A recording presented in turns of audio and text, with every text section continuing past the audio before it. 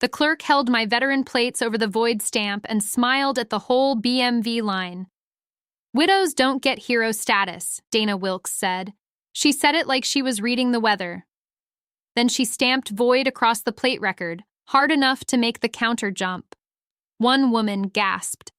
A man in a work shirt looked down at his shoes. I set a sealed blue folder beside my number ticket and kept my hands flat. 10 minutes later, 3 generals walked through the glass doors off State Route 41. One of them opened that blue folder. One of them read my name. And Dana's smile left before he got to the rank. But before those doors opened, before the room went silent, there was a Tuesday morning in Cedar Bluff, Ohio. I had been up since 5:20. Old habits don't ask permission. They just report for duty. My duplex sat off Maple Street, 3 blocks behind Miller's Pharmacy. Small brick place, 2 bedrooms, 1 bathroom, a furnace that clicked before it worked.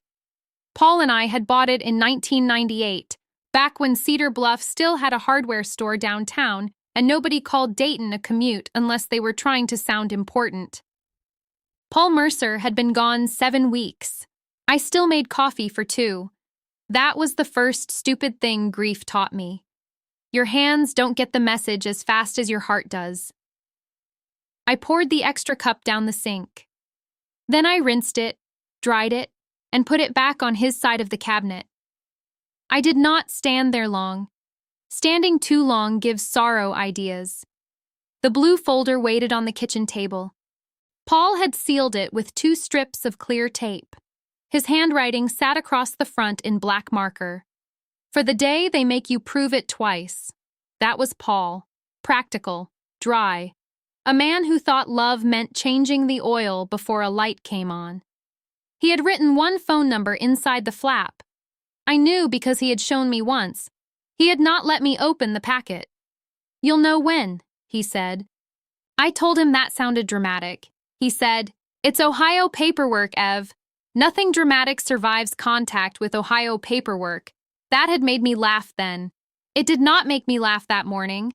I had an appointment at the Cedar Bluff DMV for 9:15. Renewal, title update, and veteran plate confirmation. Simple work. Or it should have been. My Buick was a 2009 LeSabre with 182,000 miles on it. Silver, with a dent near the passenger door from a grocery cart during a windstorm. The left rear speaker buzzed if the radio had too much bass. The engine still started on the first turn. Paul used to say that car had better discipline than half the town council. I slid the blue folder into my canvas tote. Then I added my registration, my Ohio driver's license, my retiree ID, Paul's death certificate, the insurance card, and the renewal notice. I checked them twice. Then I checked the VIN on the title against the Buick's dash. 4639, not 4689. A small thing. Small things get people stranded. By 8:40, I was on Maple Street, driving past the bakery and the old bank clock. It said 64 degrees. The clock had been wrong since March. The BMV office sat in a low tan building near State Route 41. It shared a lot with a tax place, a vape shop, and a title bureau that smelled like toner even from outside. Dayton was less than an hour west, and plenty of military families passed through Cedar Bluff because of that corridor. Wright-Patterson people, guard families, retirees, contractors who wore polo shirts and carried 3 phones. The parking lot was already full. I found a space beside a pickup with a dealer tag from Larkin Auto Group. Fresh paper plate. No county sticker. I noticed because noticing had kept me alive in places where paper lied faster than people.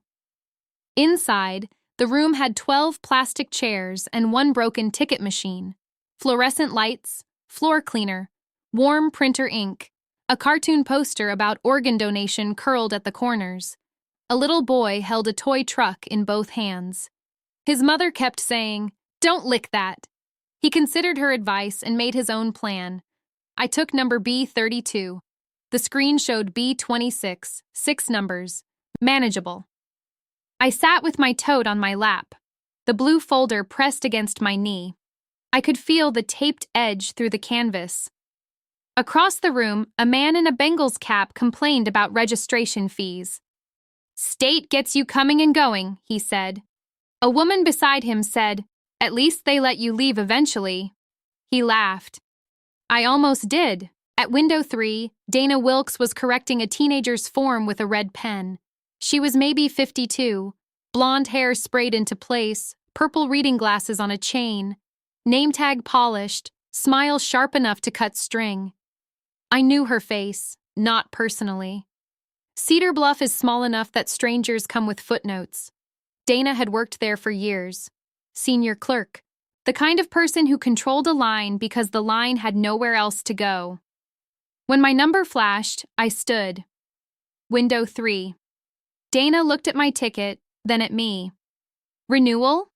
"Renewal and plate verification," I said. "Veteran plates."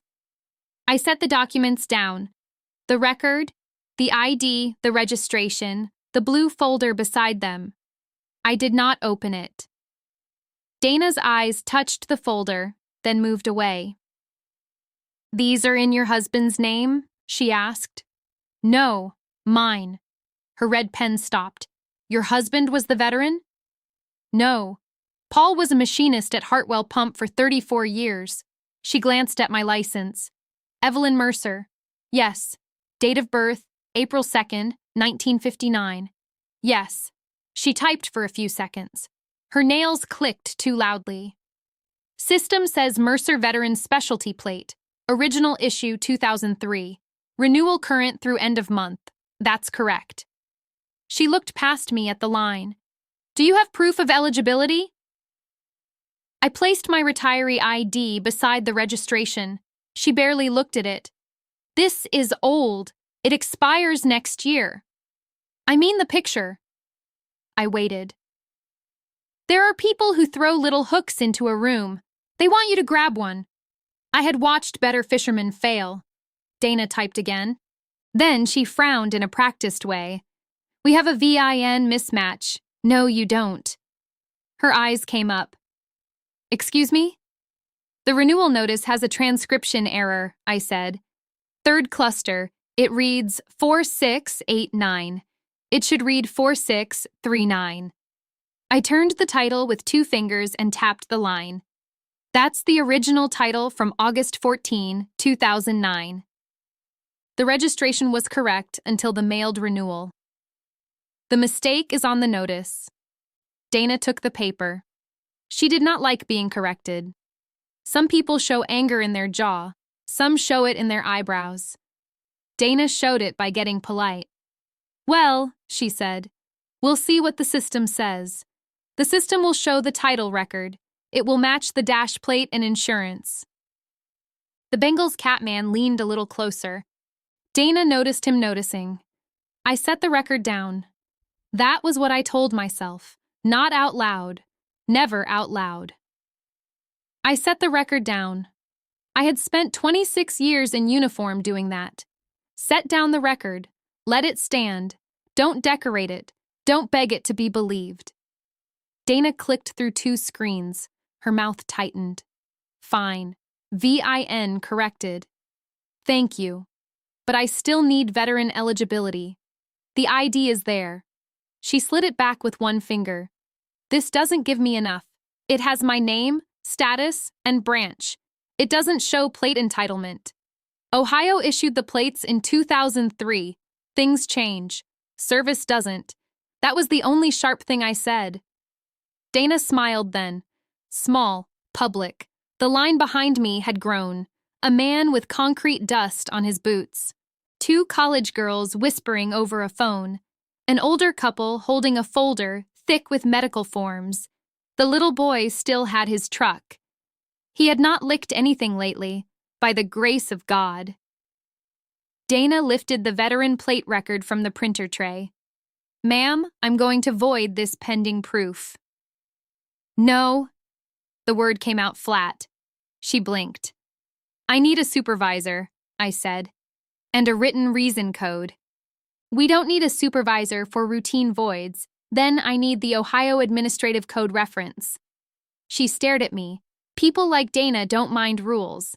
They mind rules in the hands of someone calm. Mrs. Mercer, she said, louder now. These plates are a privilege. They are not a keepsake. My name is on the registration. Your husband's name was associated with the household. My husband's name is not on my DD record. That got a few looks. Dana leaned back. Most widows bring in their husband's paperwork. They get confused. Widow. There it was. One word can carry a whole broom. Sweep a woman into a corner. Sweep her work, her years, her mornings, her knees, her signatures. Make her somebody's leftover. I did not move. I am not confused, I said. Dana looked at the line again. She had found her stage. Ma'am, I see this every week, she said. Old women come in with dead men's medals and expect hero treatment. The older woman with the medical folder looked up fast. The man in the Bengals cap stopped smiling.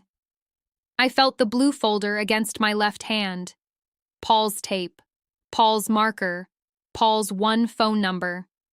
For the day they make you prove it twice. I slid the folder closer, but still did not open it.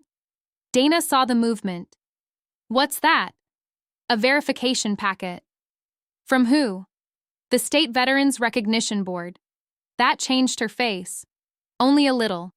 She recovered. Then open it. No. Then it doesn't help you. It has a phone number on the inside flap. I need to call it. Dana laughed once. Not loud. Worse. Of course you do. I took my phone out. Her hand came down over the plate record. We're not holding the line for a personal call. I asked for a supervisor, and I said, this is routine. She picked up the void stamp. The rubber face had red ink on the edge. Do not stamp that, I said. My voice did not rise. That mattered more than volume. Dana held the record over the stamp pad. Mrs. Mercer, your plate status is not valid until verified. It was valid when I walked in. It is being corrected. No, it is being erased. The room went quiet. Not silent. Quiet. There is a difference. Quiet still has breath in it. Silent waits. Dana looked pleased. Widows don't get hero status, she said. Then she stamped void across the paper. The sound hit the counter like a small door closing. The little boy's truck stopped rolling. I looked at the red letters. Void. 5 minutes earlier, my plate had been valid. My record had been clean. My name had been enough. Now a clerk with a stamp had made a little show of taking it. I had been reduced before, usually by men with better shoes and worse aim. This was not new. It was just local. Please return my plates, I said. Dana slid them backward, away from me. These are seized pending review. They're physically on my vehicle, and now they're invalid. Then give me a written reason code. I'll print it when I'm done. Print it now. Her smile thinned. Step aside, ma'am. No. That was the second sharp thing. She tapped a button under her counter. A side door opened behind the windows, and a heavy man in a gray polo came out. His name tag said Kessler, supervisor, maybe 58, tired eyes, coffee stain near the hem. Dana, he said, customer is refusing to clear the window. I turned to him. My name is Evelyn Mercer. I requested a supervisor and a written reason code before she voided my veteran plate status. She voided it anyway. Kessler looked at the stamped paper, then at Dana, then at me. Do you have proof of eligibility? Yes. I held up my retiree ID. Dana said, insufficient. I put my hand on the blue folder. And I have a sealed board verification packet. It includes a contact number. My late husband told me to call it if this happened. Kessler's eyes moved to the folder. Board packet from Columbus? Yes. Dana's voice cooled. She won't open it. It was sealed by my husband, I said. He wrote instructions. Kessler rubbed his forehead. Mrs. Mercer, if you have the packet, opening it would be easiest. Easy isn't the same as correct. He did not like that either. But he heard it. I opened the flap only enough to see the number Paul had written. Black ink, 9 digits and an extension. Under it, one note. Ask for Mrs. Bell. My throat tightened. I did not let it show. I called. It rang twice. Veterans Recognition Board, this is Bell. My name is Evelyn Mercer. I'm at the Cedar Bluff DMV office on State Route 41. A clerk has voided my veteran plates. My husband left your number inside a sealed folder. There was a pause. Not confusion, recognition. Mrs. Mercer, she said carefully, is the folder blue? Yes. Is the seal intact? Mostly. Did Paul Mercer write on the front? My fingers pressed the tape. Yes. Kessler watched me. Dana watched Kessler. The whole line watched all of us while pretending not to. Mrs. Bell lowered her voice. Ma'am, are you the Mercer from Almuthana, 2007? Everything inside me went still. Not frozen. Still. There are places the body stores a year. Mine kept 2007 behind my ribs. Dust, diesel, paper maps folded wrong, a radio that clicked before dawn, young soldiers pretending they were not scared.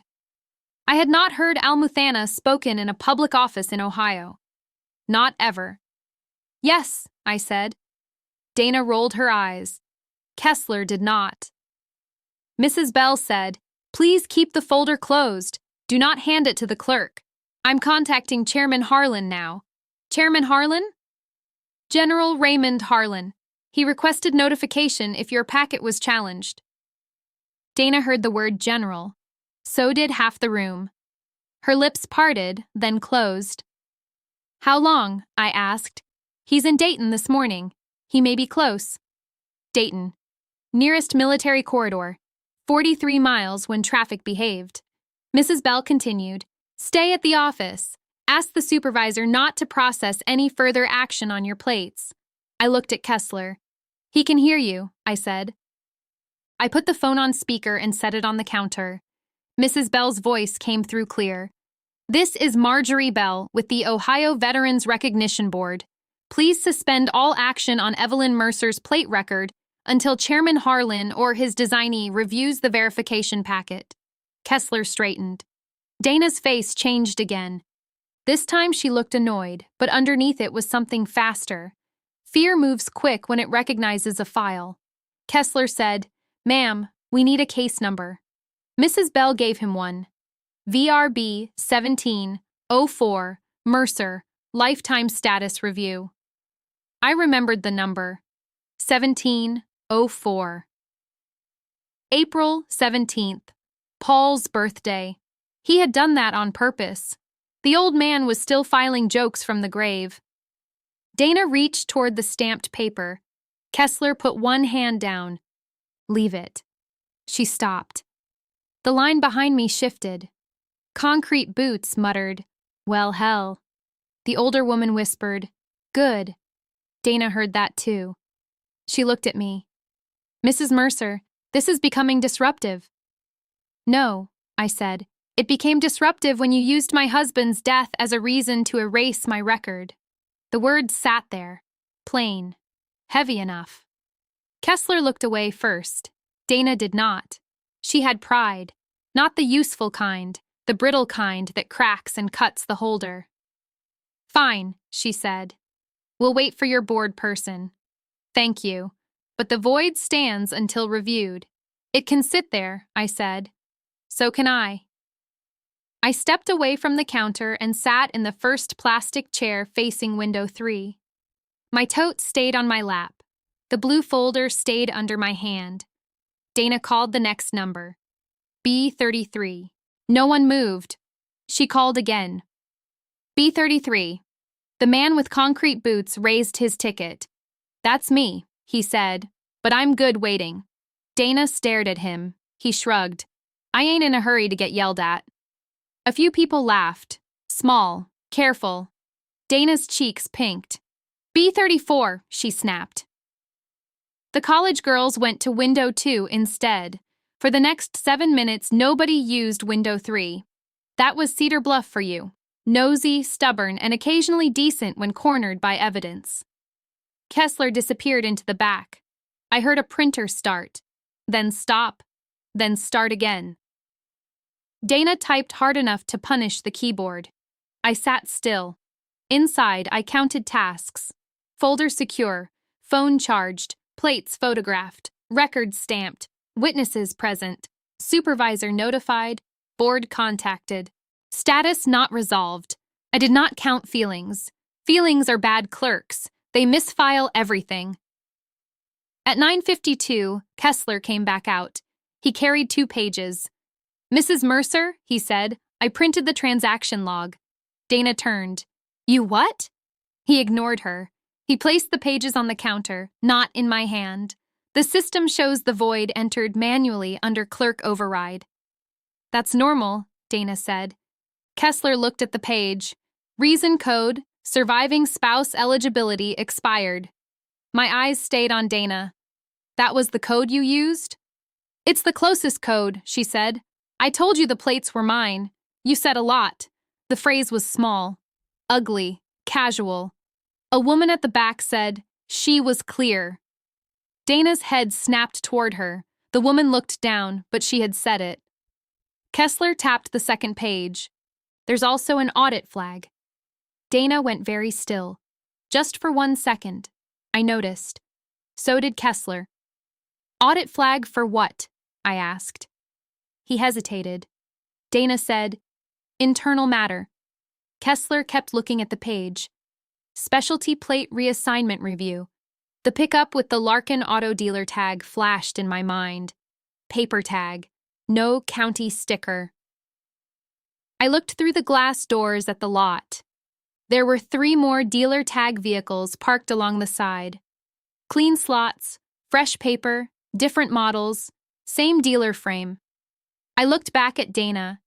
She saw that I had seen it. That was when her voice went quiet. Mrs. Mercer, I think you've made your point. No, I said. The record will make it. At 10:01, my phone buzzed. Unknown number, I answered. Evelyn Mercer. A man's voice came through. Low, controlled. Colonel Mercer, this is Raymond Harlan. I closed my eyes once. Nobody in that room had called me Colonel yet. Not there, not in Cedar Bluff, not since Paul's funeral, when Major Wallace from Dayton had folded the flag and spoken softly enough that only the front row heard. I opened my eyes. General Harlan. Dana stared. Kessler's mouth parted. General Harlan said, Mrs. Bell briefed me. Are you safe? Yes, sir. Is the packet sealed? Yes, sir. Good. Do not open it for them. I am 11 minutes out. General Soto and General McKinney are with me. 3 names. 3 generals. Dana gave a short laugh. Is this supposed to impress us? I did not answer her. General Harlan heard enough. Was that the clerk? Yes, sir. What is her name? I looked at Dana's polished name tag. Dana Wilkes. There was a pause. Understood. That word had weight in it. Not anger. Record. General Harlan said, Colonel Mercer, place your phone on the counter. I want the supervisor to hear this. I did. Kessler stepped closer. This is Martin Kessler, office supervisor. Mr. Kessler, Harlan said, preserve all transaction logs for Evelyn Mercer's plate record. Do not alter, correct, delete, reverse, or annotate the void until I arrive. Kessler swallowed. Yes, sir. Also preserve clerk override history for veteran specialty plates processed under Dana Wilkes for the last 24 months. Dana's hand went to her throat. There it was. Not guilt yet. Guilt takes time. This was fear seeing its own address. Kessler looked at Dana. 24 months? Yes, Harlan said. The board has an open review tied to specialty plate irregularities in Cedar Bluff. Dana's voice sharpened. That's not your jurisdiction. General Harlan did not raise his voice. Then you'll enjoy explaining that to the state registrar. Nobody laughed. Not one person. I looked down at the blue folder. Paul had known. Maybe not all of it. Maybe not Dana. Maybe not the stamp. But he had known the review was coming. He had known someone would make me prove what the state already had. For the day they make you prove it twice. I touched the black marker with one finger. At 10:07, a black state sedan pulled into the lot. The room saw it before I did. The little boy stood on his chair. His mother pulled him down by the waistband.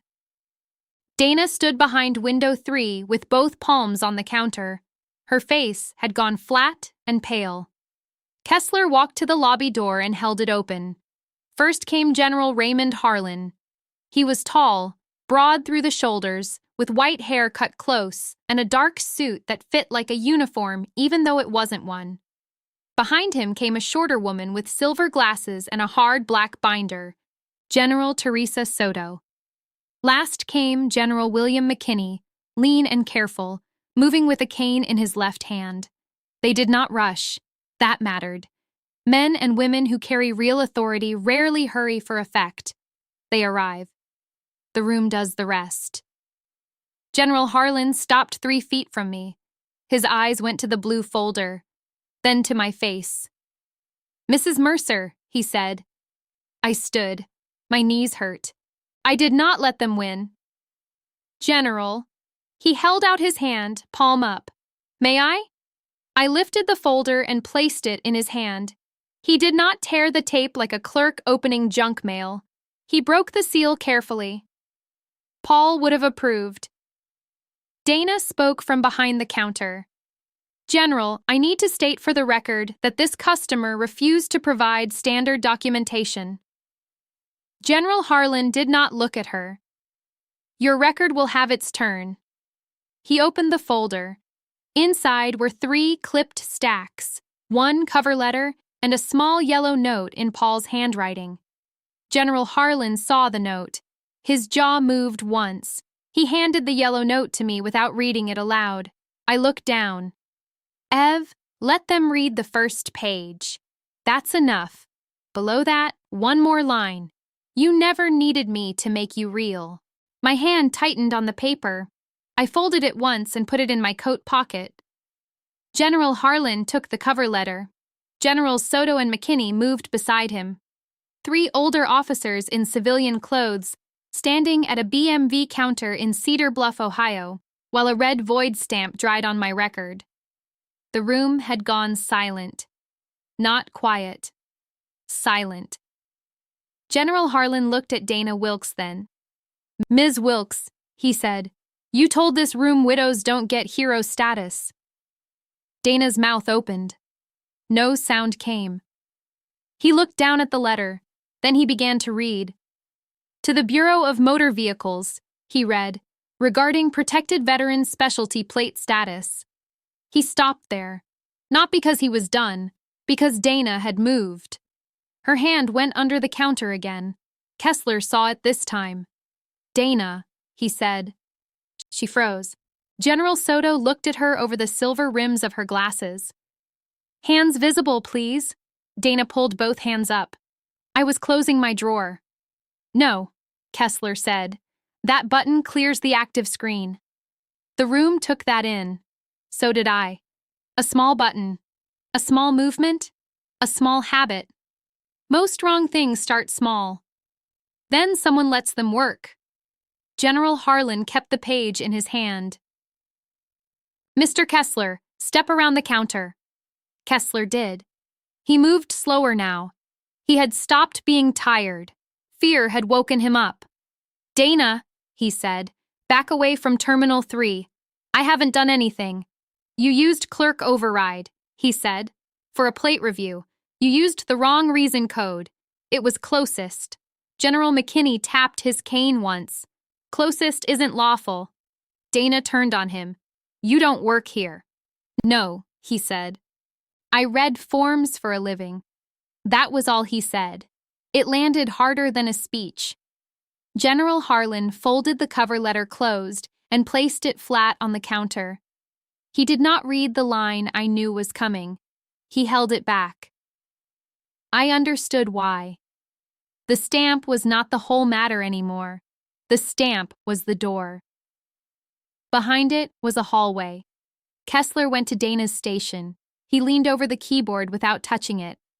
"Screen is still active," he said. General Soto opened her black binder. "Good. Photograph it." Kessler looked at her. "Now," she said. He took out his phone and snapped 3 pictures. Dana's voice went thin. "You can't just take pictures of my screen." "My screen," Kessler said. "State equipment." A man near the kiosk said, "There it is." Dana looked toward the lobby. Her eyes passed over every face. The mother with the little boy, the concrete boots, the Bengals cap, the older woman with the medical folder. Witnesses are quiet until they know they are witnesses. Then they stand different. General Harlan turned to me. "Mrs. Mercer, did Ms. Wilkes ask you about surviving spouse status before the void?" "No." "Did you claim surviving spouse status?" "No." "Did you tell her the plates were yours?" "Yes." "Did you present retiree identification?" "Yes." "Did she inspect it?" "No." Dana snapped. I looked at it. "You glanced at it," I said. My voice stayed level. Inside, I was back at a folding table in a bad little office in 2007. A young sergeant had handed me 3 reports with the wrong grid printed at the top. Everyone wanted to move fast. I made them stop. I made them read the numbers again. The body remembers command before the mouth does. I set the record down. That sentence steadied me. General Soto pointed to the terminal. "Mr. Kessler, read the transaction type." Kessler bent closer. "Specialty plate cancellation. Manual override. Read the initiating clerk. Dana Wilkes. Read the reason." He swallowed. "Surviving spouse eligibility expired." General Soto looked at Dana. "That category doesn't match her submission." Dana folded her arms. It was a judgment call. General McKinney said, "No, it was a false category." "You're accusing me?" "I'm reading the words." The older woman with the medical folder spoke up. She called her a widow 3 times. Dana looked at her. "Ma'am, stay out of this." General Harlan's head turned slowly. "No, let her speak."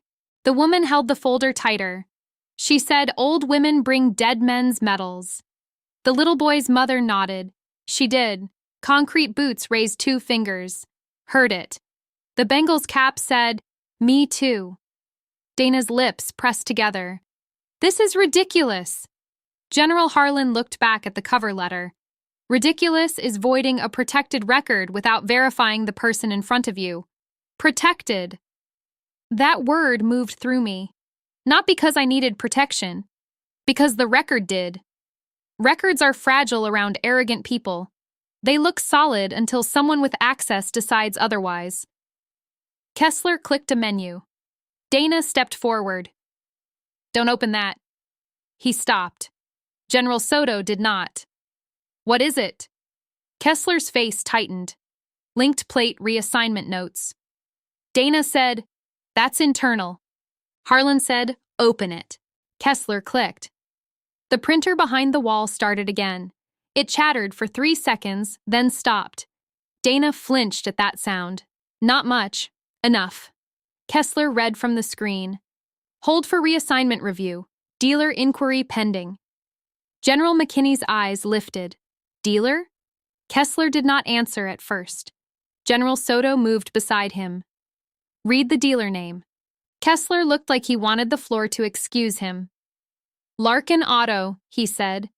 The pickup outside sat in my side vision.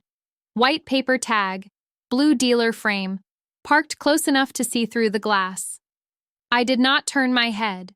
I had learned a long time ago that looking too fast teaches people what you know. General Harlan did turn. He looked through the glass doors. "How many Larkin vehicles are in that lot?" he asked. Kessler looked out. 4. "Are those staff vehicles?" "No." "Customer vehicles?" I don't know, Dana said. Larkin does title work here. Lots of dealers do. Then the logs will show ordinary volume, Harlan said. Dana had no answer. A young clerk at window 2, a thin man with red ears, slowly stepped away from his station. Kessler saw him. Evan? The young clerk looked at Dana, then at the floor. Dana said, "Don't." That one word changed the room. Don't. Not stop. Not wait. Don't. General Soto closed her binder with one hand. What is he not supposed to do? Evan rubbed both palms on his pants. I don't want trouble. Kessler said, You're already in the room. Evan nodded once. Larkin runners come in before opening. Dana whispered, Evan. He kept going. They bring coffee, sometimes cash envelopes. I never touched them. Dana's face went white again. This time anger came with it. You little liar.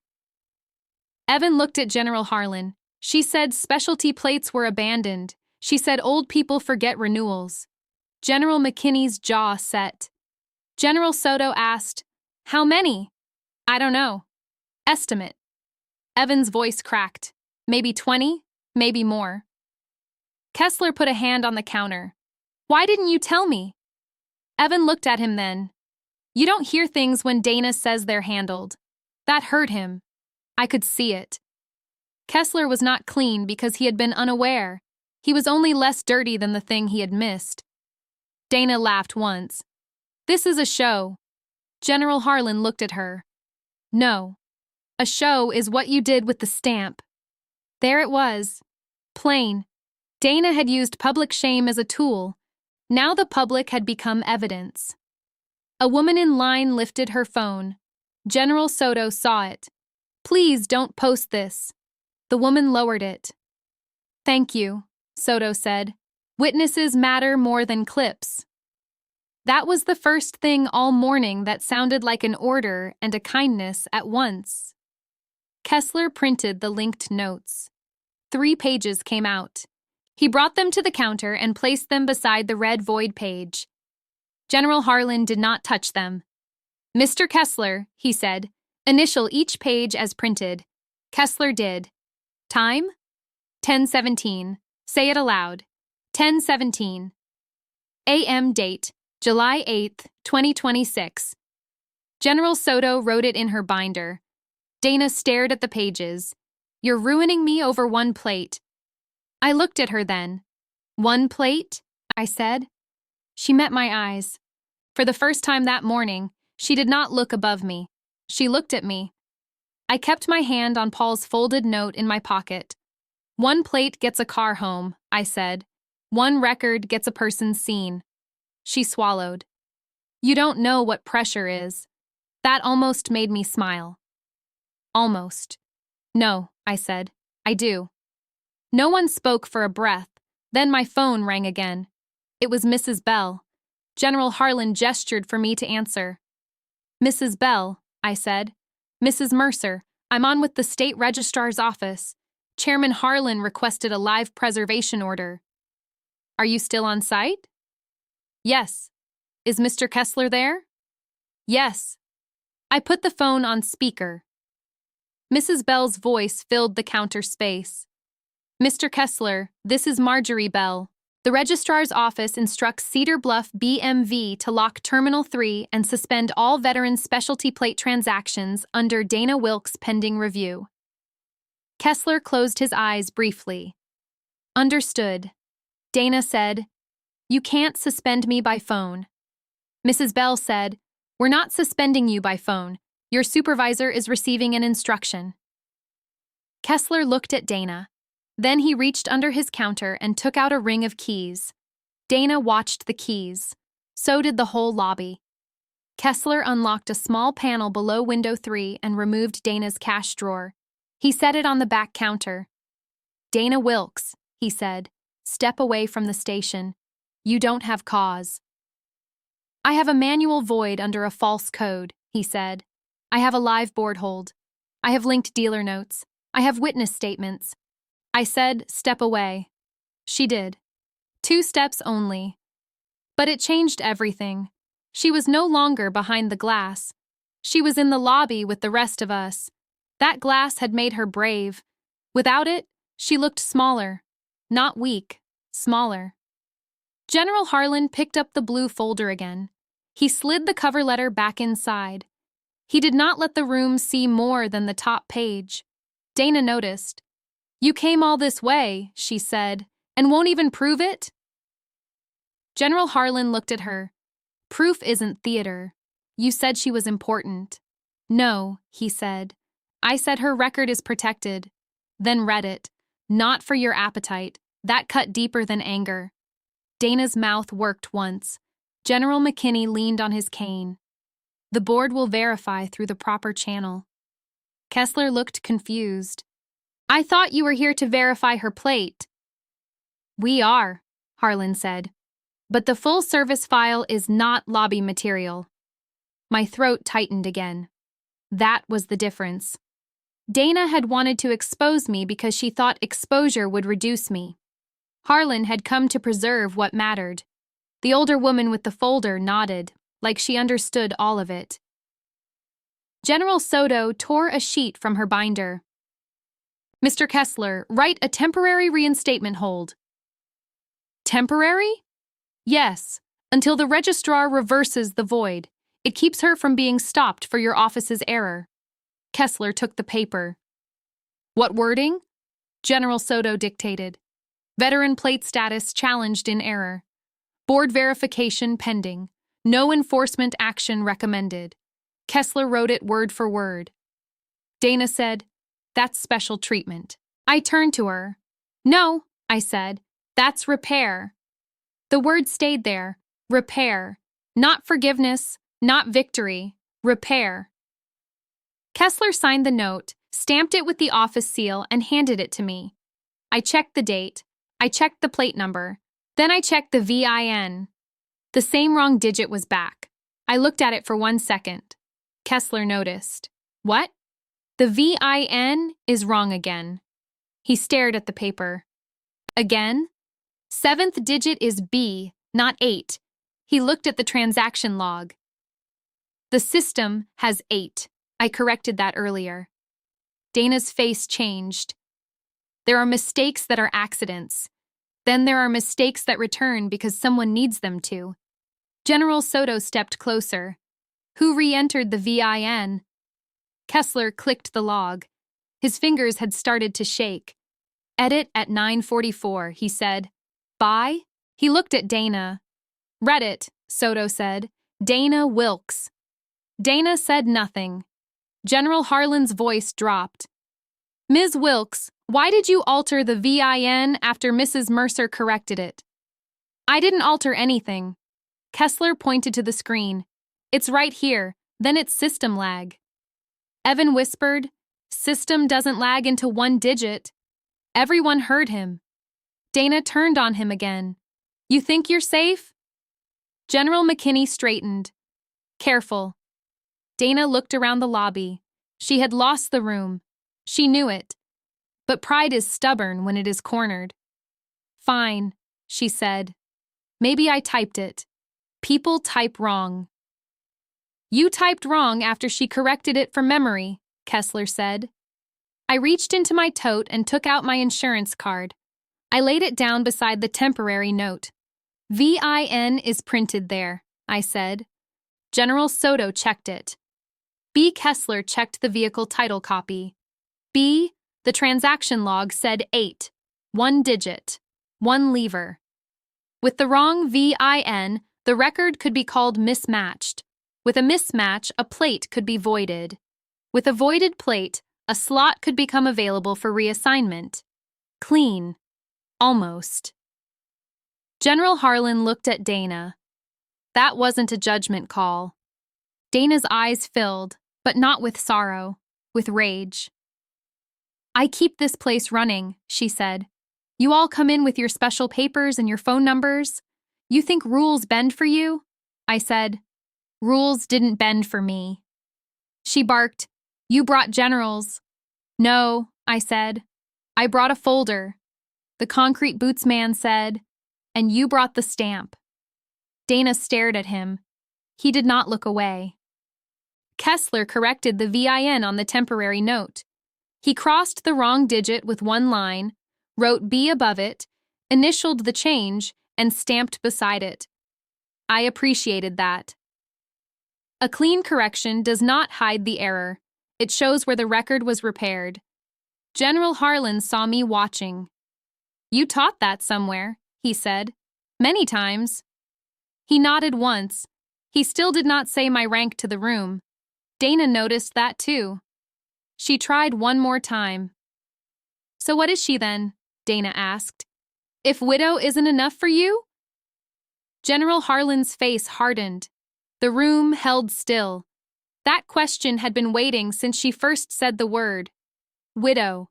She had used it like a drawer label, something to file me under and close. General Harlan put one hand on the blue folder, then he removed it. No, he said, not yet.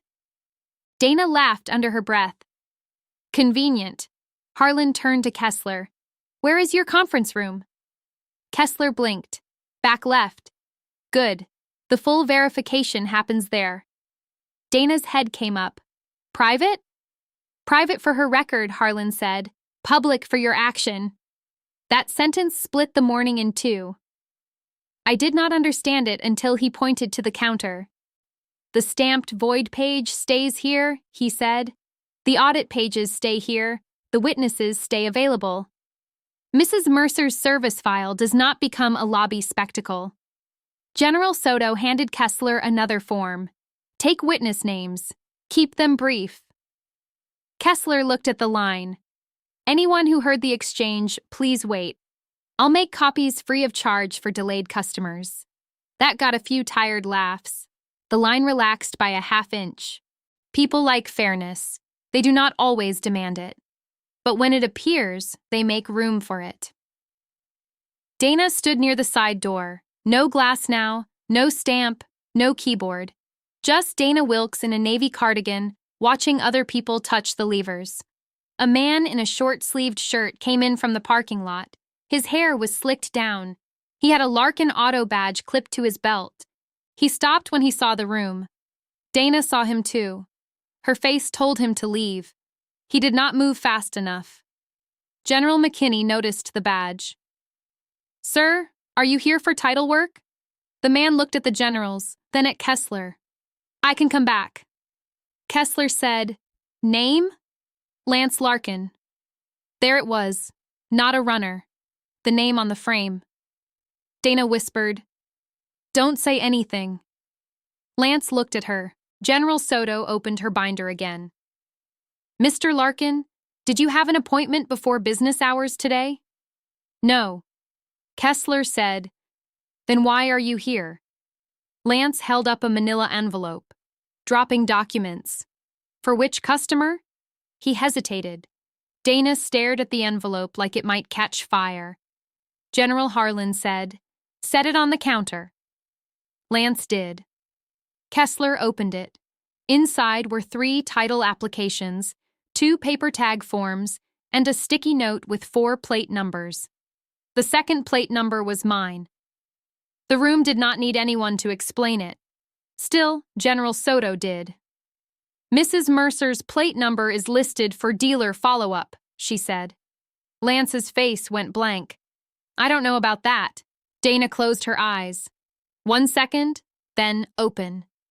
General Harlan said, Mr. Kessler, add that envelope to preservation. Kessler nodded. Lance stepped backward. I should call my lawyer. You should, General McKinney said.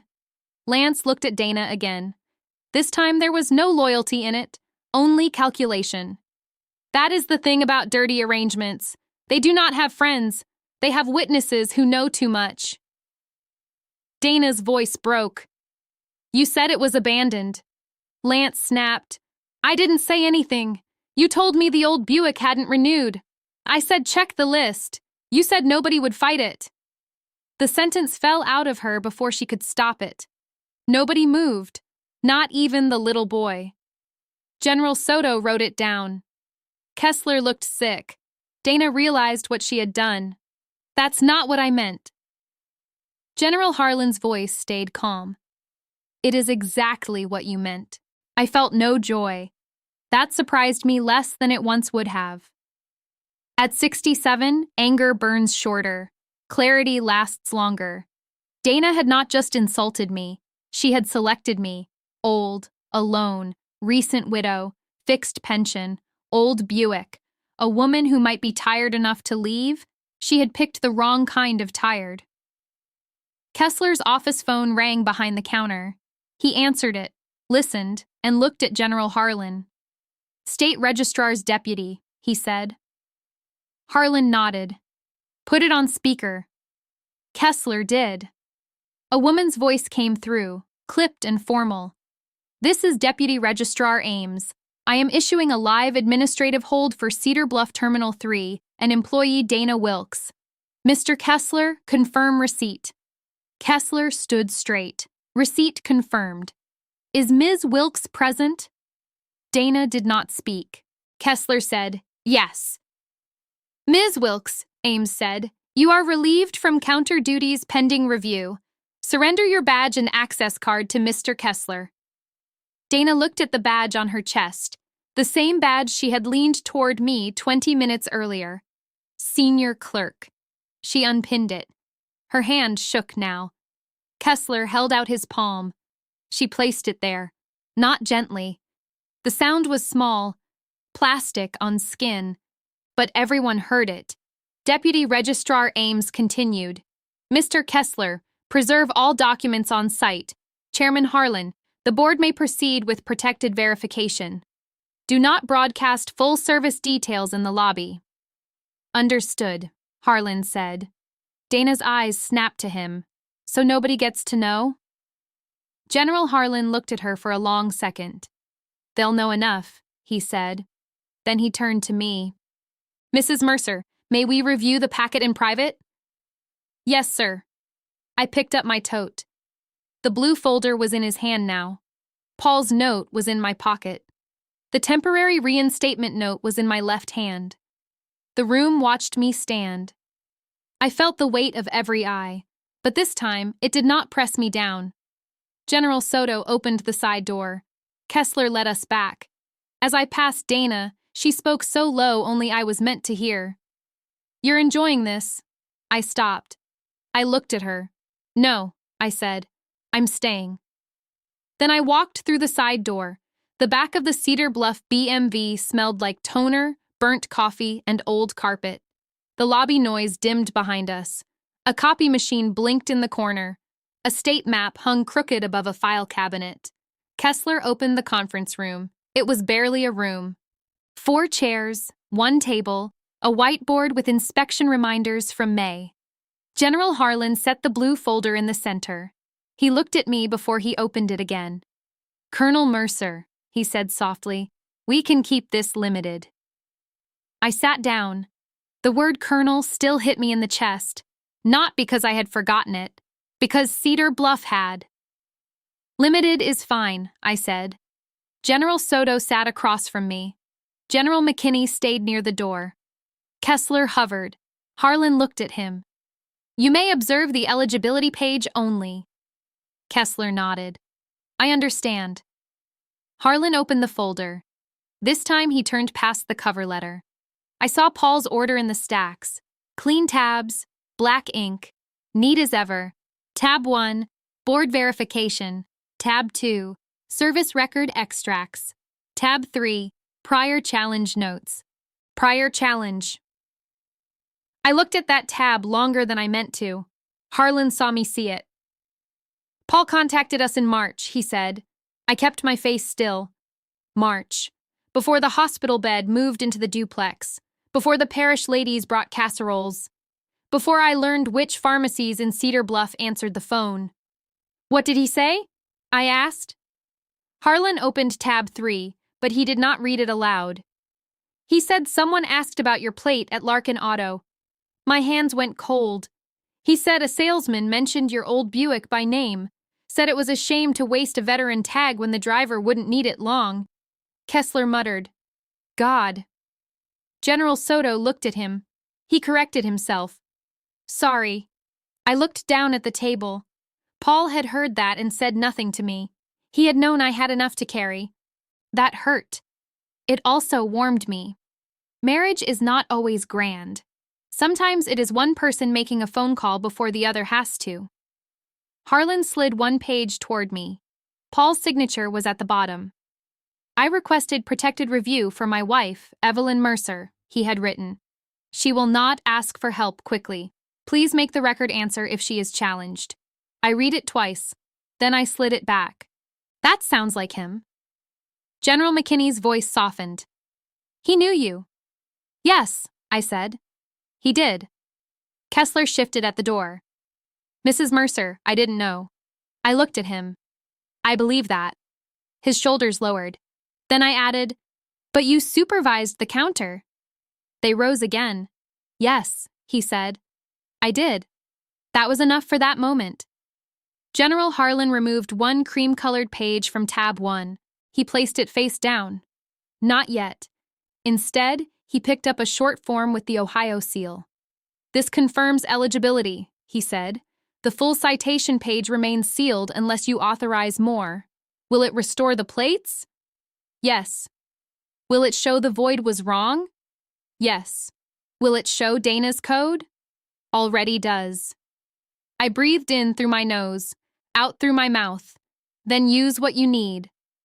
Harlan nodded. General Soto looked toward the lobby door. The public part is still unfinished. I knew. So did they. That was why no one had saluted. That was why the sentence had not been read. The room outside had seen me erased. A private repair would not answer that. But a full exposure would give Dana what she wanted in a different form. It would make my service into a spectacle. General Harlan understood the line. He tapped the cream page once. We'll read the authorization line only, he said. Name, rank, status, statute. No citation details. My mouth felt dry. Rank included? Yes. I looked at the crooked state map. Cedar Bluff was not marked, too small. Dayton was. Columbus was. Highways mattered more than little towns on that map. But little towns can do damage. They can also correct it. All right, I said. Harlan placed the page back in the folder and stood. General McKinney opened the door. Lobby sound returned. Voices. Printer. A child asking if they could go home. We walked back out in a line. Dana was standing beside the copy machine now, badge gone, arms wrapped around herself. Lance Larkin sat in a chair near the wall, staring at his phone but not touching it. Evan was at window 2 with a witness sheet. Kessler carried the envelope from Larkin Auto in both hands. The red void page still lay on the counter. So did the corrected temporary note. So did the audit log. General Harlan placed the blue folder beside them. Object on the table. Not hidden now, not fully open. The room quieted by itself. General Harlan looked at Dana first. Ms. Wilkes, he said, you asked what she is. Dana's chin lifted, but she did not answer. He placed his fingers on the folder clasp. Then he looked at the room. You're going to hear one line, he said. Only one. It is enough. General Harlan did not open the whole folder. He turned one cream page halfway around. He kept his palm over the lower half. Then he said, Widow is not her rank. Dana's face changed. Not much. Enough. The room heard it too. Not the full answer. Just the correction. Widow. That word had followed me from window 3 to the side door. It had been used to shrink me, to explain me, to dismiss me. Harlan did not raise his voice. He did not need to. He took the word out of Dana's mouth and set it back on the counter. Kessler swallowed. General, do I read anything into the record? Not yet, Harlan said. Dana gave a short laugh. Not yet again. General Soto looked at her.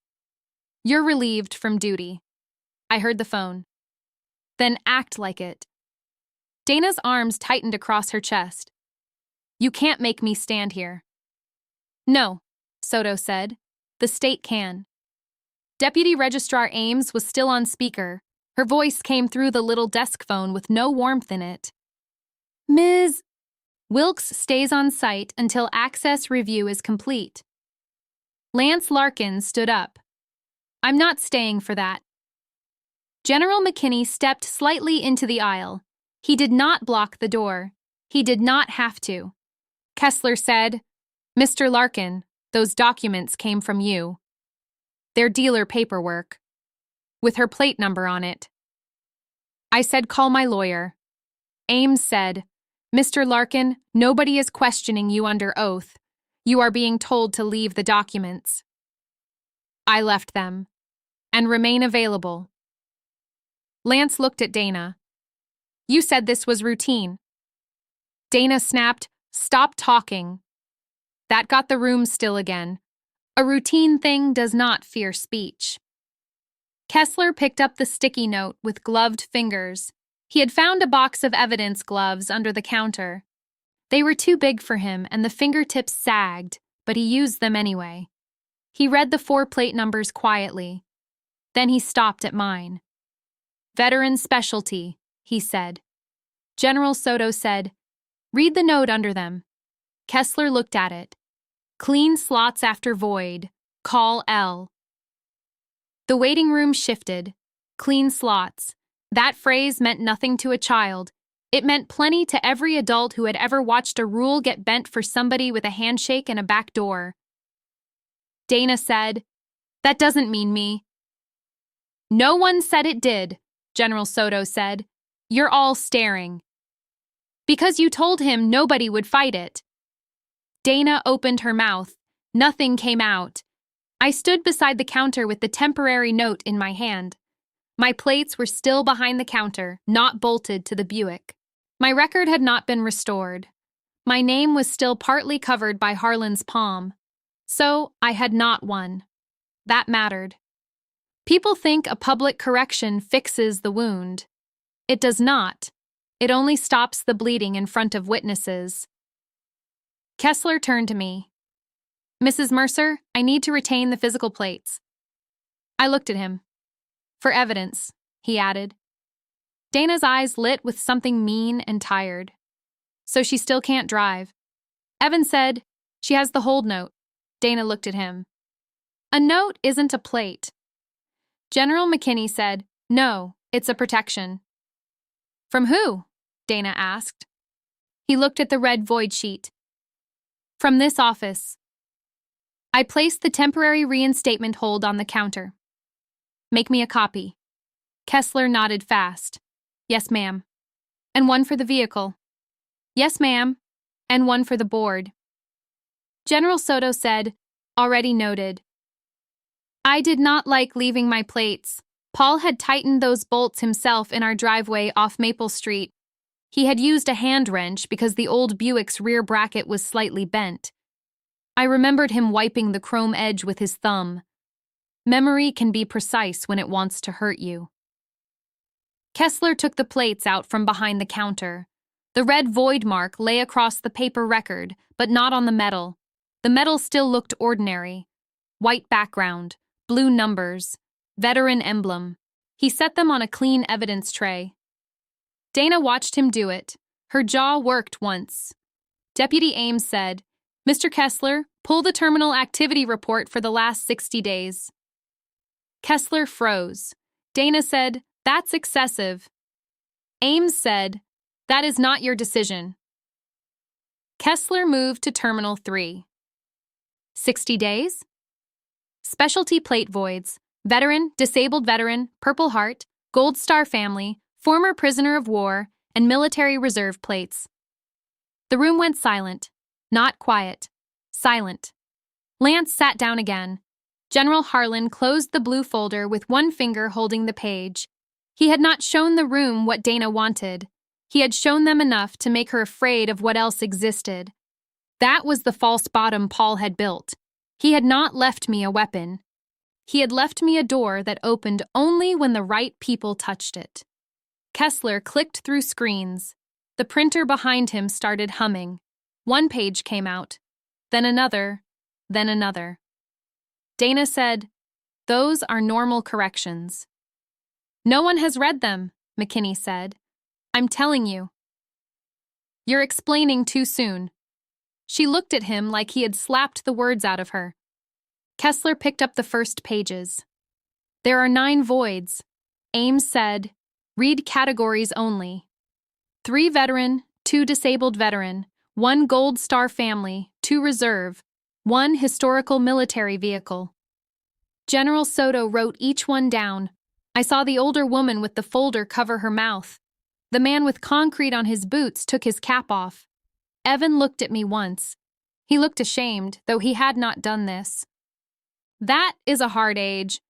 You learn the office you entered is not always the work you thought you were doing. Dana said, you don't know why those voided. Kessler's eyes stayed on the pages. 6 have VIN mismatch. Ames said, manual entry? He scrolled. Yes. By employee? His face tightened. Dana Wilkes. Dana shook her head. I handle more transactions than anyone. That may be true, Harlan said. So of course my code is on more. General Soto said, read the timing. Kessler clicked again. Most are before opening, or after close. The sentence changed the room. Lance rubbed both hands over his face. Dana said, people come early. Kessler looked at her. The lobby isn't open. Dealers drop paperwork. Public veteran plates aren't dealer inventory. Her voice sharpened. You know how this office runs. Kessler looked at the screen. I'm learning. That was the first time I heard anger in him. Not loud, worse, directed. Deputy Ames said, Mr. Kessler, isolate transactions tied to Larkin Auto. Lance stood again. No. Ames said, sit down or leave your card with Mr. Kessler. I'm calling counsel. Do that. He pulled his phone out. His thumb shook so hard he missed the screen twice. Dana stared at him. Lance. He did not look at her. That was when she understood her place in the arrangement. She had thought she was necessary. She was only useful. General Harlan turned slightly toward me. Mrs. Mercer, are you all right standing? I'm fine. There's a chair. I know where chairs are. General McKinney almost smiled. Almost. I did not sit. Sitting would have made the room treat me like the fragile part of the morning. I was not fragile. I was tired. There is a difference. The printer kept working, page after page. Each sheet slid out and rested on the one before it. Kessler separated the stack. Larkin Auto appears on 7 related dealer inquiries. Soto said, plate numbers matching voids? 5. Dana whispered, no. Ames said, speak up. Dana looked toward the speakerphone. No. General Soto said, no what? No, it wasn't 5. Lance lowered his phone. Kessler stared at her. Dana closed her eyes. It was supposed to be 2. There it was, not all of it. Enough to open the next door. General Harlan said, supposed by whom? Dana shook her head. I need representation. You do, McKinney said. The older woman with the folder spoke from the waiting area. My husband's plate was voided last month. Kessler turned. Ma'am, please don't share personal details yet. She lifted her folder. I just need to know if I should stay. Ames answered before Kessler could. Yes, please stay. The woman nodded. Her mouth trembled, but she held the folder steady. Dana looked at her and then at me. For the first time that morning, I saw something besides anger in her face. Panic was there. Shame was not. Not yet. Kessler printed the vehicle record for my Buick. He set the copy beside the hold note. Mrs. Mercer, he said, this lets you drive home today. Today is not the issue. No, ma'am. Tomorrow is. He nodded. I'll have the registrar update before close. Ames said, correction, the registrar will update while I am on this call. Kessler looked at the speakerphone. So begin, Ames said. He sat at Terminal 2. His gloved hands made typing awkward. He removed the gloves, stopped, then looked at Soto. "New gloves after," she said. He put his fingers on the keyboard. Dana said, "You can't reverse without supervisor review." Kessler said, "I am the supervisor." "You never use that unless it helps you." He looked at her. "I should have used it sooner." That landed on him harder than on her. I saw it. He was not innocent. He was not the same kind of guilty either. Offices fail in layers. One person abuses a lever. Another person leaves the lever unguarded. Kessler read the screen aloud. Plate status, veteran specialty, prior status voided. Reason code non-eligible surviving spouse. General Soto said that was the false basis. Kessler clicked. Correcting reason, administrative error. Ames said no. He stopped. Ames said, use suspected improper void pending investigation. Dana's head snapped up. You're labeling it before review. Ames said, the log labels it. Kessler typed slower. VIN correction, he said. 7th digit B. I said, yes.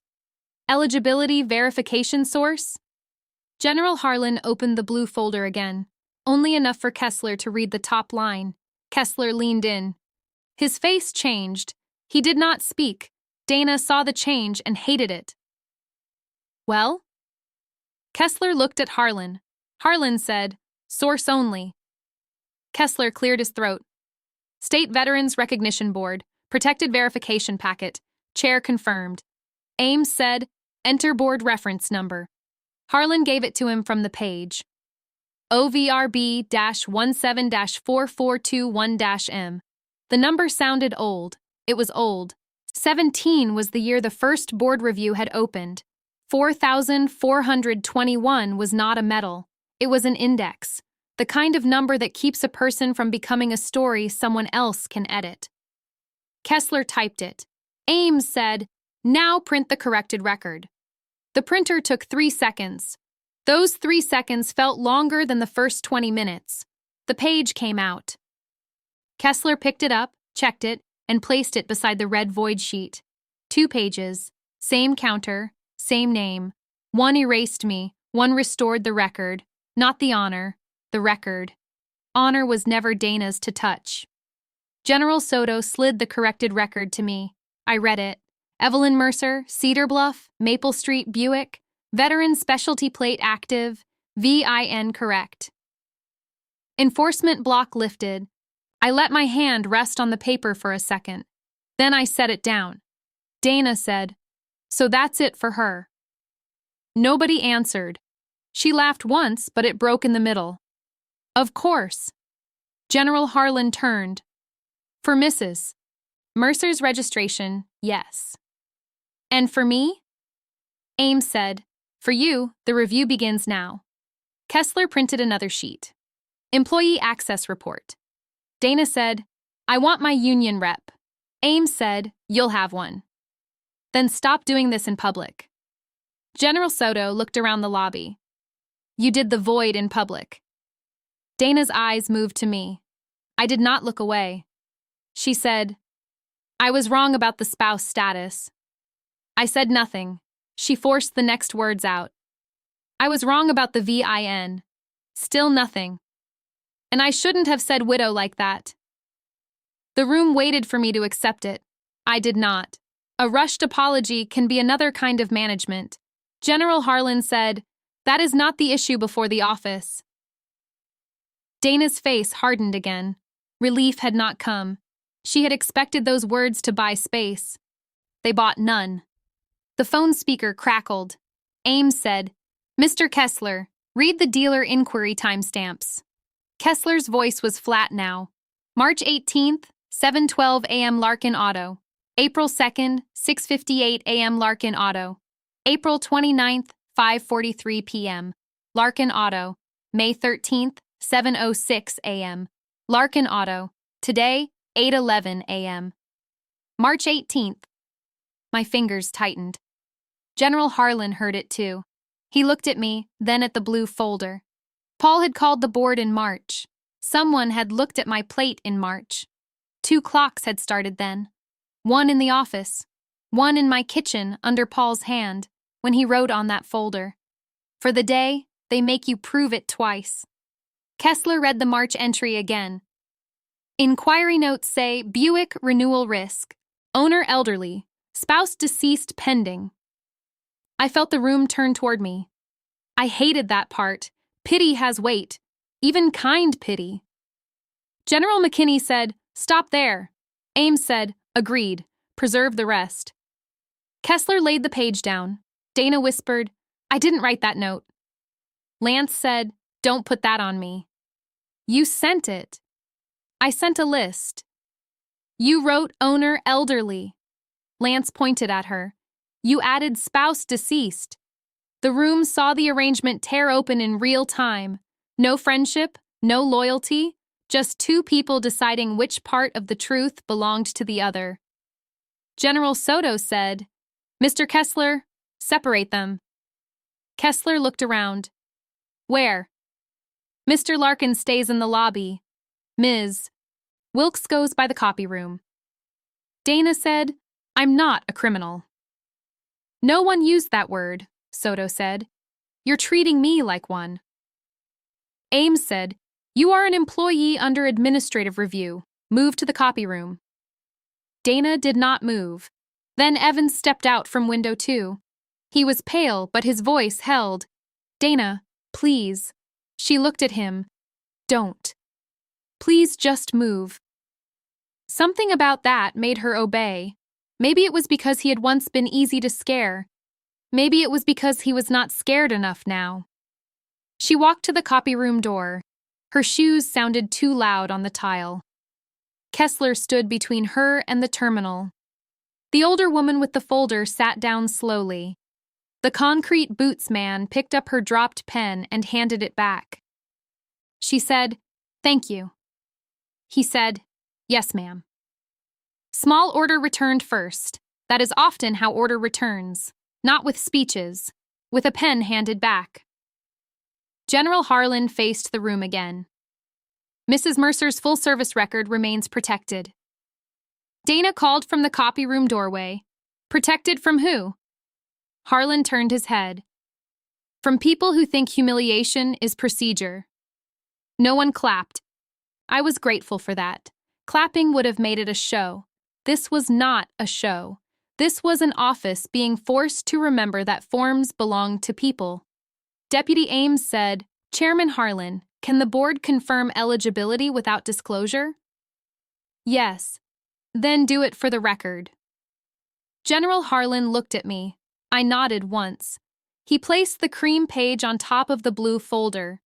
He still covered most of it. His voice was steady. "The board confirms Mrs. Evelyn Mercer holds independent lifetime eligibility for veteran specialty plate status under Ohio law and federal service verification." Independent. That word did its work. The room understood. Not Paul's plate, not borrowed honor, not widow status. Mine. Dana's mouth parted. She had chased the wrong assumption all morning. She had thought the folder protected a dead man's record. She had built her insult around it. She had said old women brought dead men's medals every week. Now the room knew what she did not. Not the whole story. Enough. The older woman with the folder looked at me differently. Not bigger. Clearer. Kessler stamped the corrected record with the office seal. The stamp came down once. Clean. He did not slam it. I appreciated that too. A tool should not act angry because a person is. Ames said, "Mr. Kessler, you will close Terminal 3. "Yes." "Evan will witness." Evan straightened. "Me?" "You are logged as present." He looked at Kessler. Kessler said, "Come here." Evan came around the counter. He moved like a boy entering a room where adults had finally stopped pretending. Ames said, "Remove employee access card from Terminal 3. Kessler did. "Place it in evidence sleeve." He did. "Read the employee name." Kessler looked at Dana's card. "Dana Wilkes." "Read the access level." Senior clerk. Ames said, no longer active. Kessler typed. Dana stood very still. For all her cruelty, that was the first real loss she had suffered in front of us. Not embarrassment. Loss. She had used that access level like a badge and a blade. Now it was a piece of plastic in a sleeve. Evan watched the screen. It says, disabled. Ames said, witness confirms. Evan's voice cracked. Witness confirms. General Soto wrote it down. Lance said into his phone, I need someone at Cedar Bluff BMV now. The phone voice was too low to hear. Lance listened, then looked at the door. No, now. General McKinney said, Mr. Larkin, lower your voice. Lance lowered it. I almost laughed at that. Not because it was funny. Because rank has a sound even when nobody names it. Some people hear it late, but they hear it. Kessler handed me 2 copies of the corrected record and the temporary hold. Keep both, he said. The plate status is active, but keep both. I took them. Where are my plates? In evidence until the registrar releases duplicates or clears these. Dana said from the doorway, so she leaves without them. Kessler turned on her. Enough. It was the first loud word he had used. Dana flinched. So did he. Then he lowered his voice. Enough, Dana. Ames said, Mr. Kessler, issue a same-day replacement authorization. He blinked. We don't stock veteran plates. No, you issue authorization to transfer the active status back to the existing metal after evidence imaging. General Soto said, I can image them here. Kessler looked at her camera bag. She was already opening it. Dana said, you came prepared. Soto did not look up. We read Paul Mercer's note. That name moved through me, quietly. Paul had prepared them. He had prepared me. He had done it without making me feel managed. That was a rare kindness. General Soto photographed the plates on the evidence tray. Front, back, corners, tag number, office counter in frame, red void sheet beside them, corrected record beside that. Each click closed a loop. Dana had used objects to erase. Now objects answered. Soto printed a photo contact sheet from a small portable printer in her bag. Kessler watched like he had forgotten offices could move that fast. She signed the bottom. Evidence imaged, she said. Plates may be returned if registrar approves. Ames said, approved for return to registered owner after notation. Kessler picked up the plates. He looked at me. This time, he did not hand them over quickly. He held them with both hands like he understood they were not decoration. Mrs. Mercer, he said, these are yours. I took them. They were colder than I expected. I held them against my tote for 1 second. Then I set the record down beside them. I set the record down. That had always been the point. Not to shout over Dana, not to plead with Kessler, not to turn the lobby into a courtroom. Set the record down and make the lie stand beside it. General Harlan closed the folder again. We still have one protected matter. Dana said, of course you do. He looked at her. Yes, of course. Ames said, Chairman Harlan, defer full rank entry until the board memorandum is attached.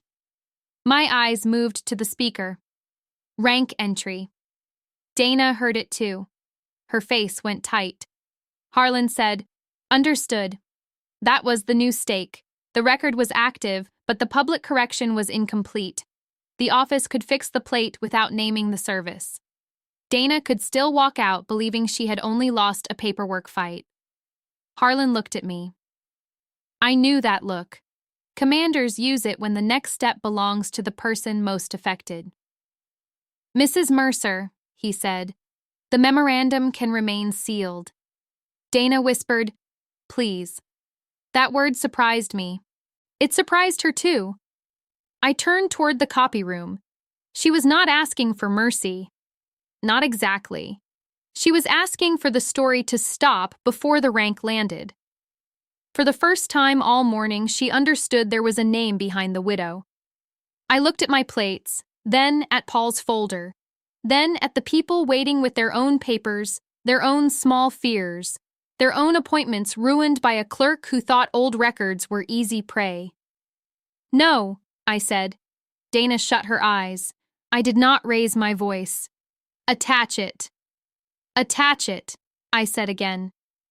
Kessler did not move at first. His hand rested on the edge of the corrected record.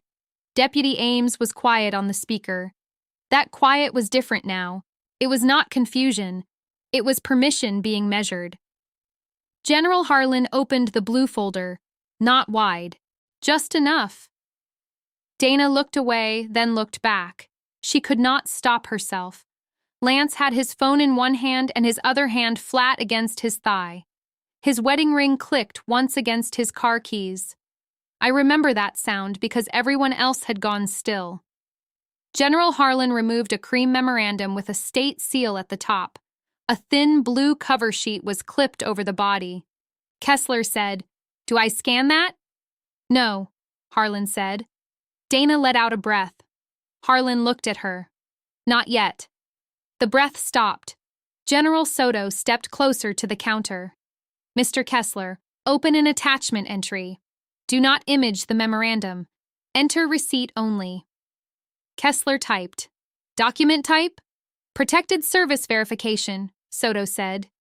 He repeated it under his breath. "Protected service verification." Ames said, "Read the visible header."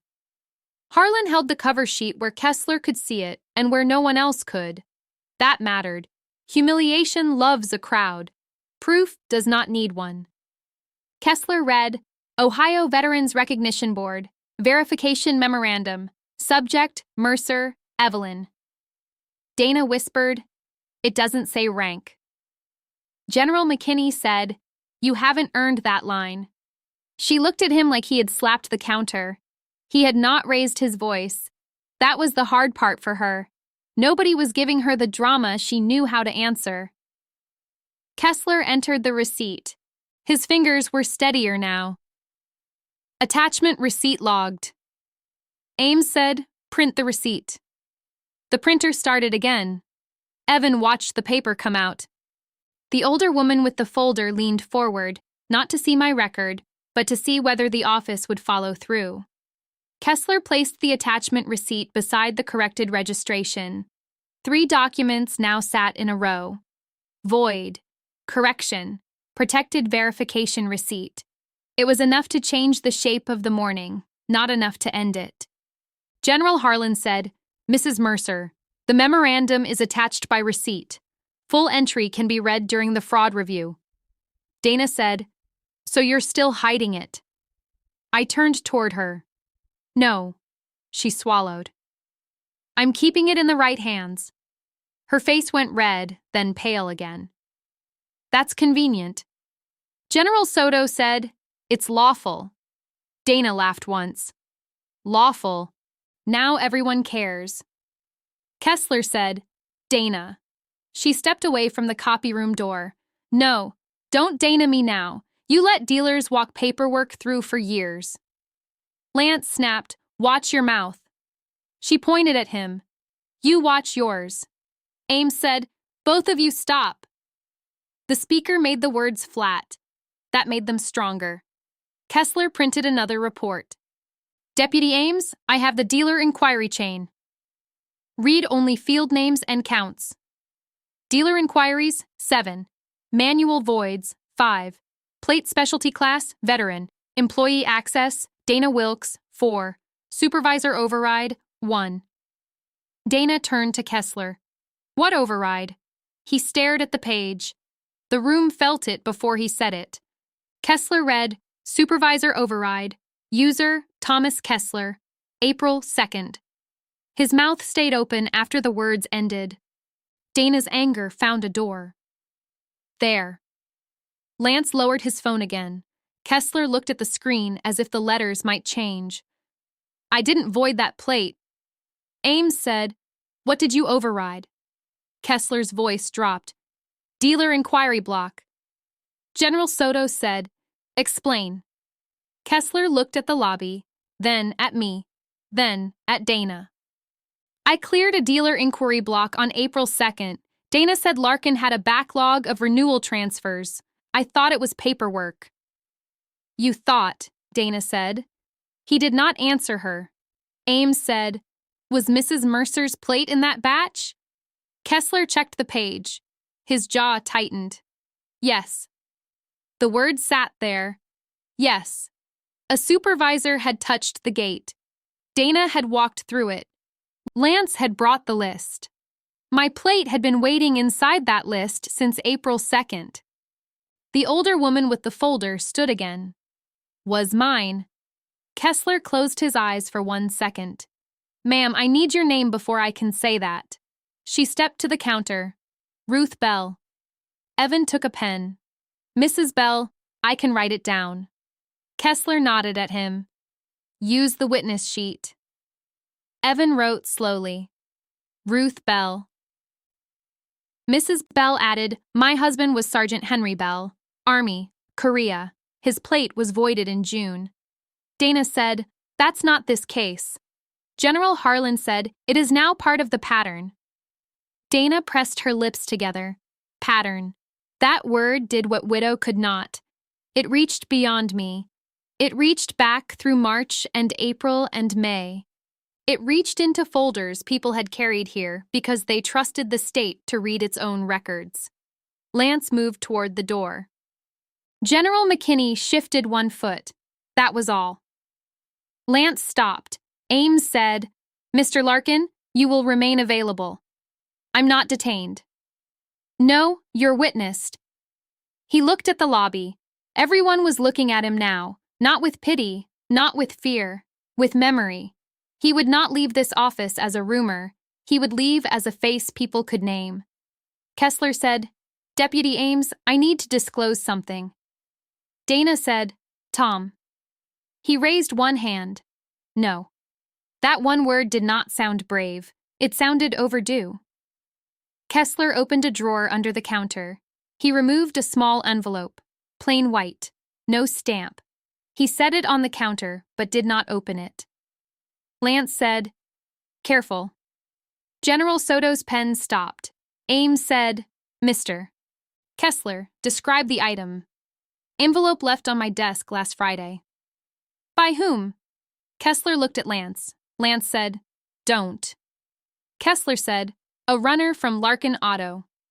What's inside? I didn't open it. Dana laughed again, but weaker. You kept it.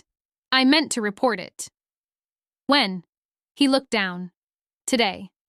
Ames said, Do not open it. Place it in an evidence sleeve. Kessler did.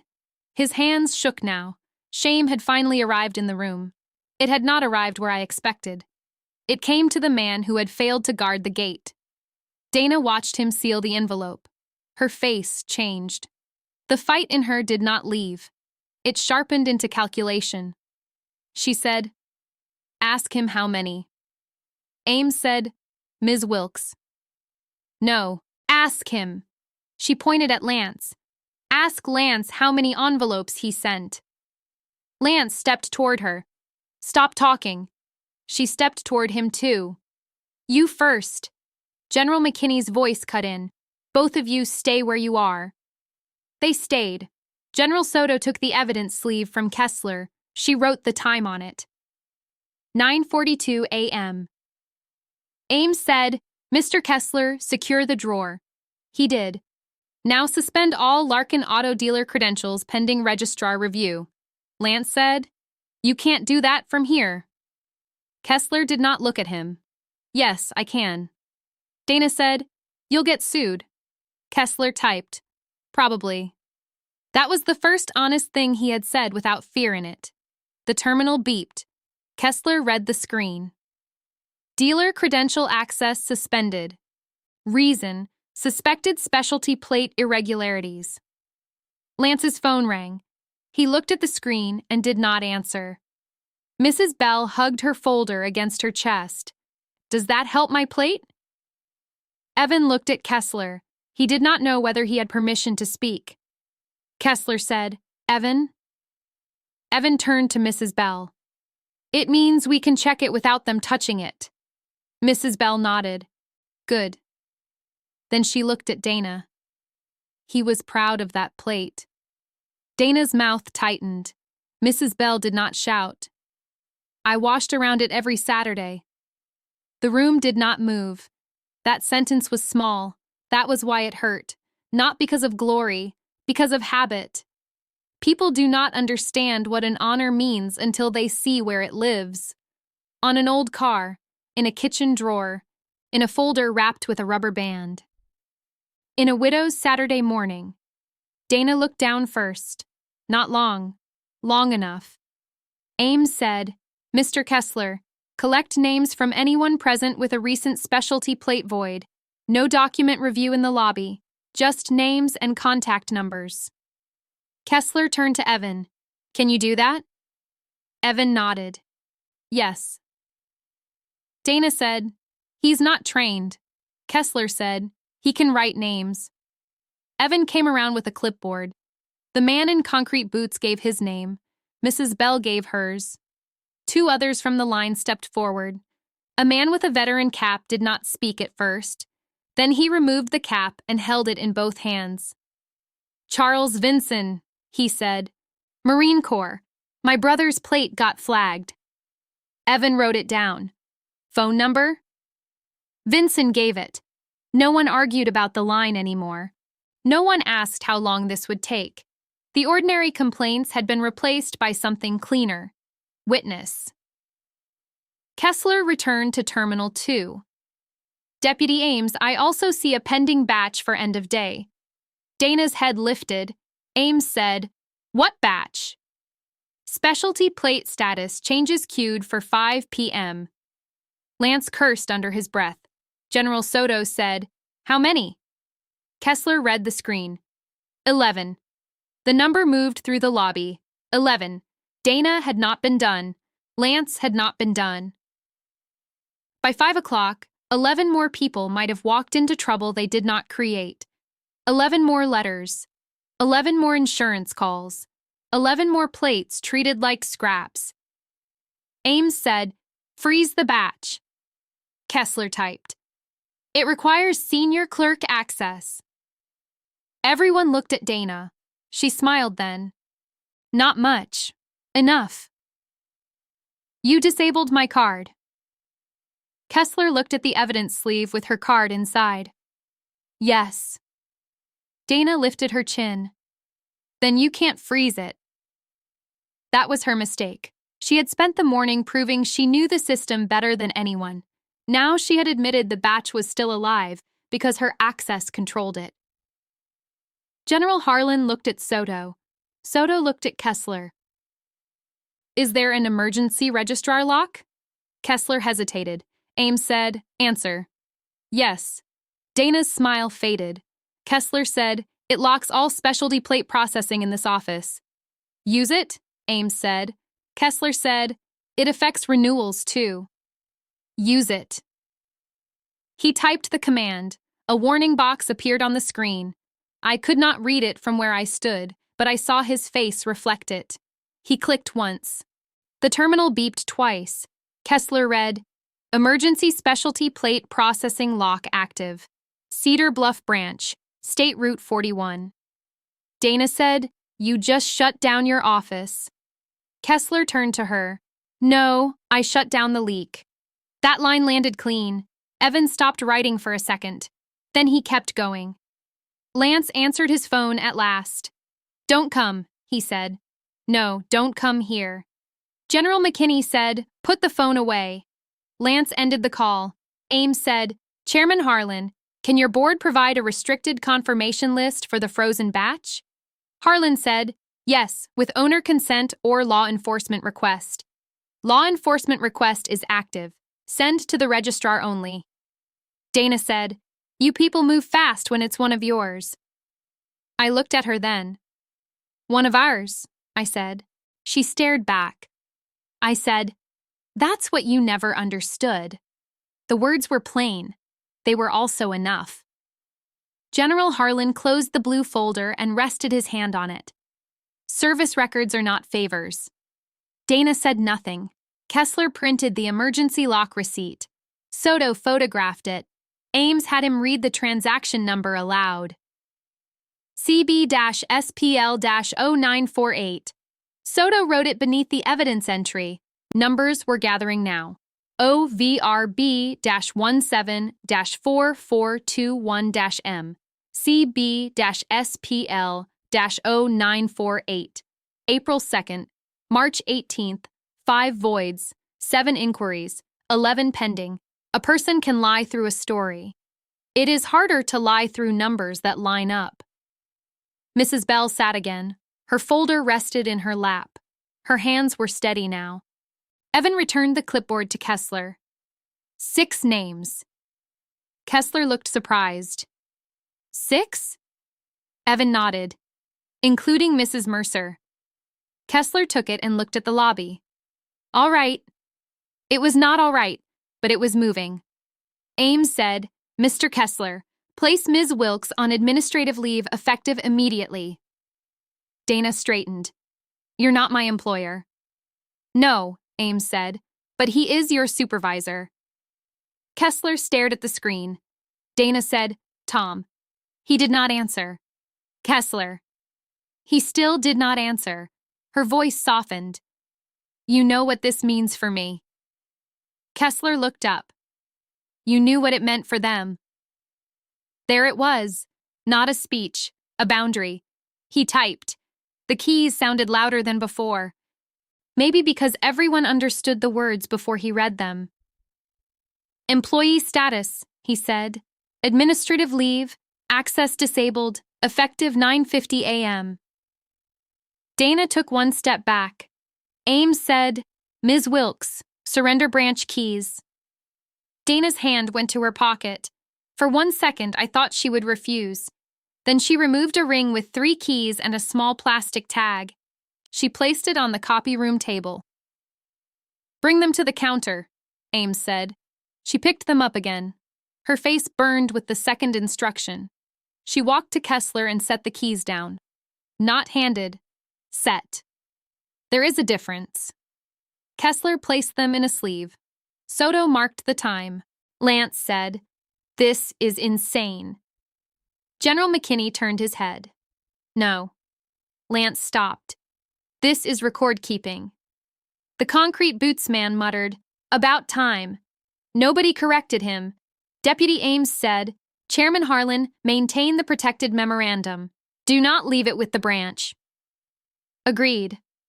Dana said, So she gets to leave with her secret. General Harlan looked at me, then at the room. Mrs. Mercer gets to leave with her property. He paused. And her record intact. Dana's eyes filled. She blinked hard. She was not softening. She was losing ground. Kessler gathered my papers, the corrected registration, the hold lift, the attachment receipt, the plate return notation. He placed them in a clear folder and slid it across the counter. Mrs. Mercer, he said, I'm sorry. I took the folder. He waited. A person can hear when an apology is asking for release. His was not. His was asking to be recorded. I said, do the review. He nodded. I will. No shortcuts. No, ma'am. And Mrs. Bell next. Mrs. Bell looked up fast. Kessler said, Yes, ma'am. Dana made a small sound. It might have been anger. It might have been grief. I did not study it. I had given her enough of my morning. General Soto lifted the plate evidence tray and set it on the counter again. Mrs. Mercer, before these leave, we need one more image with you receiving them. I looked at the plates. Fine. She positioned the tray. Kessler stood beside the counter. Evan held the timesheet. Soto raised the camera. Ready, she said. I picked up the plates. The metal touched my palms. The edges were worn from years of Ohio winters and Paul's careful hands. The letters were familiar. I had looked at them in the grocery store reflection, in the pharmacy window, in the driveway off Maple Street. Soto took the picture. One click. That was all. Dana watched from beside the copy room. Her hands were empty now. General Harlan placed the sealed folder into his briefcase. The blue corner showed for a second before the case closed. Dana saw it. So did I. The folder had not finished speaking. Ames said, "All parties remain available. Branch stays locked on specialty plates until the registrar's audit team arrives." Kessler asked, "When?" Ames said, "They're leaving Dayton now." Lance went still. "Dayton?" General McKinney looked at him. "Nearest corridor." Lance swallowed. "I need my counsel." Ames said, "Call from here." "In public?" General Soto said, "You liked public this morning." Dana looked at her. Soto did not look away. Ames continued. "Mr. Kessler, separate Miss Wilkes and Mr. Larkin until the audit team arrives. No shared calls. No shared documents." Kessler nodded. Dana in the break room, Mr. Larkin in the lobby. Dana said, "The break room has files." "Then the storage hall," Soto said. Dana turned on her. "You don't run this office." "No," Soto said. "Evidence does." Kessler pointed toward the short hall beside the copy room. Storage hall.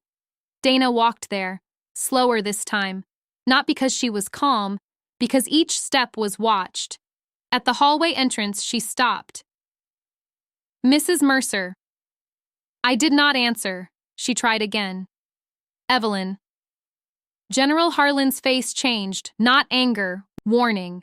Dana corrected herself. "Mrs. Mercer." I looked at her. She said, "I didn't know." The lobby held its breath. I knew what she meant. She did not know the rank. She did not know the folder.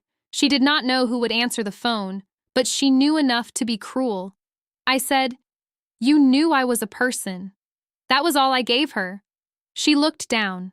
Kessler said, "Storage hall, Dana." She went. The office resumed in pieces.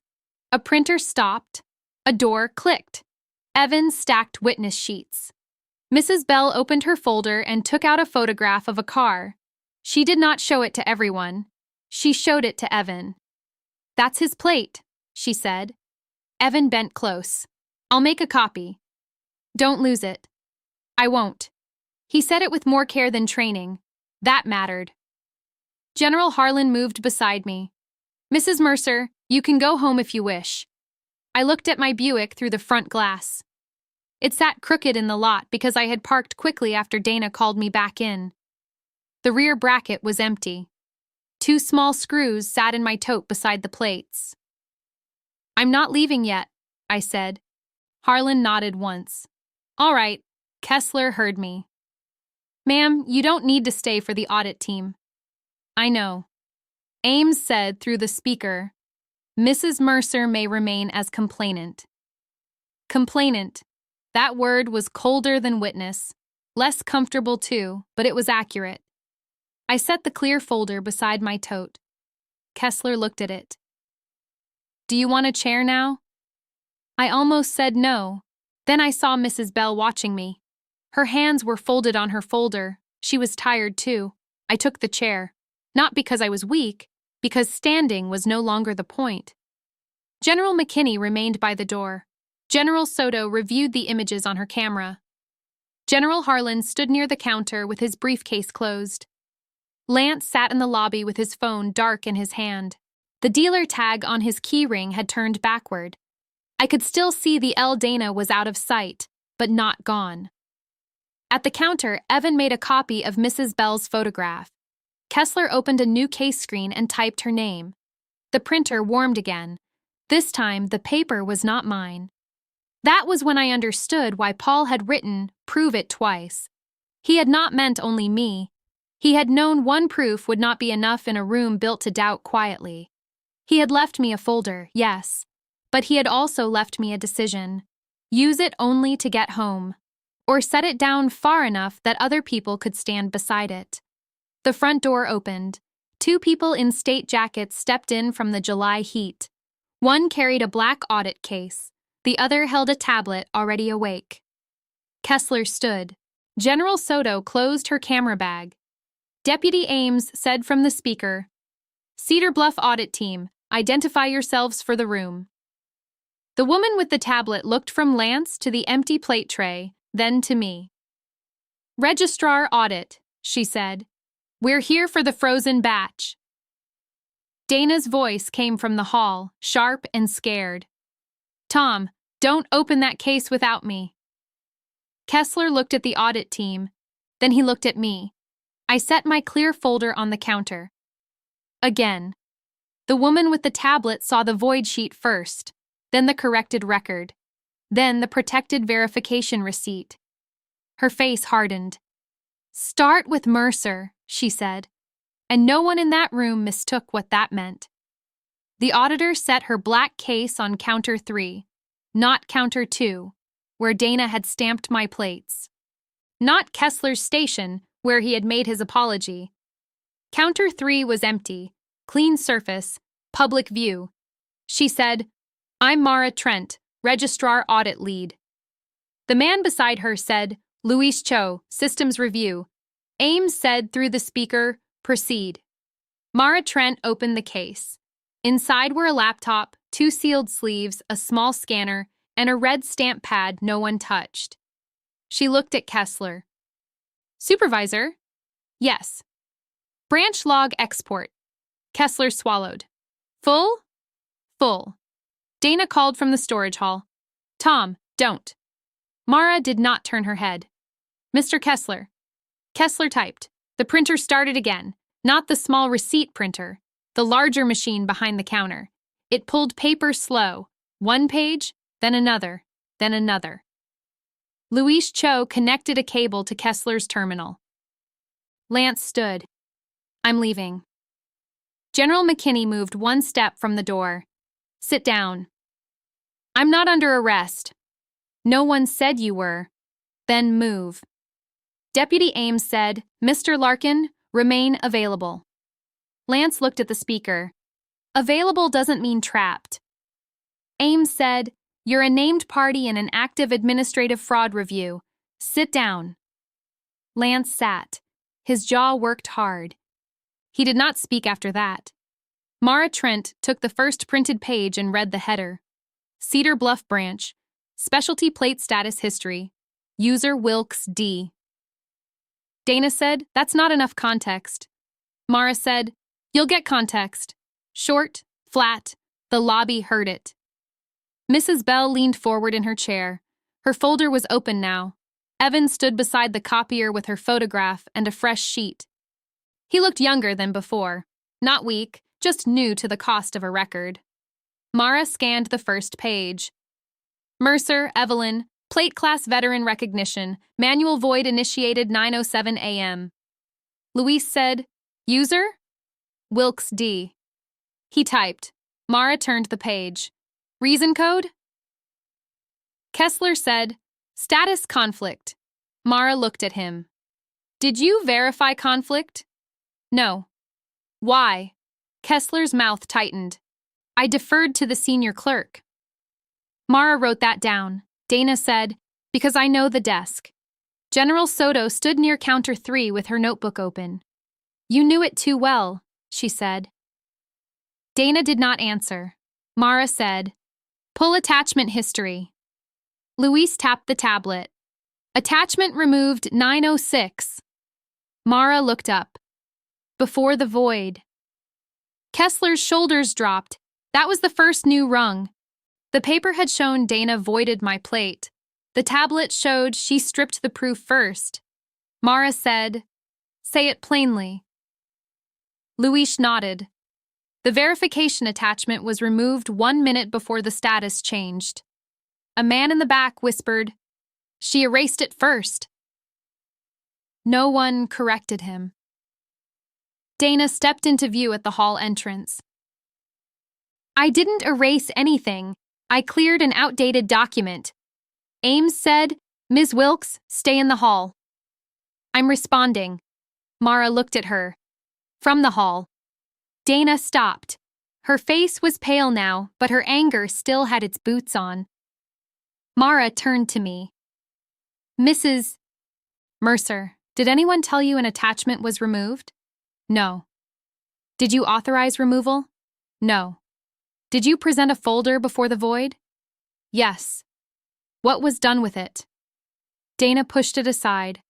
Mara wrote that too. I did not add more. The room already knew the rest. A record speaks better when you do not crowd it. Mara said, Mr. Cho, frozen batch.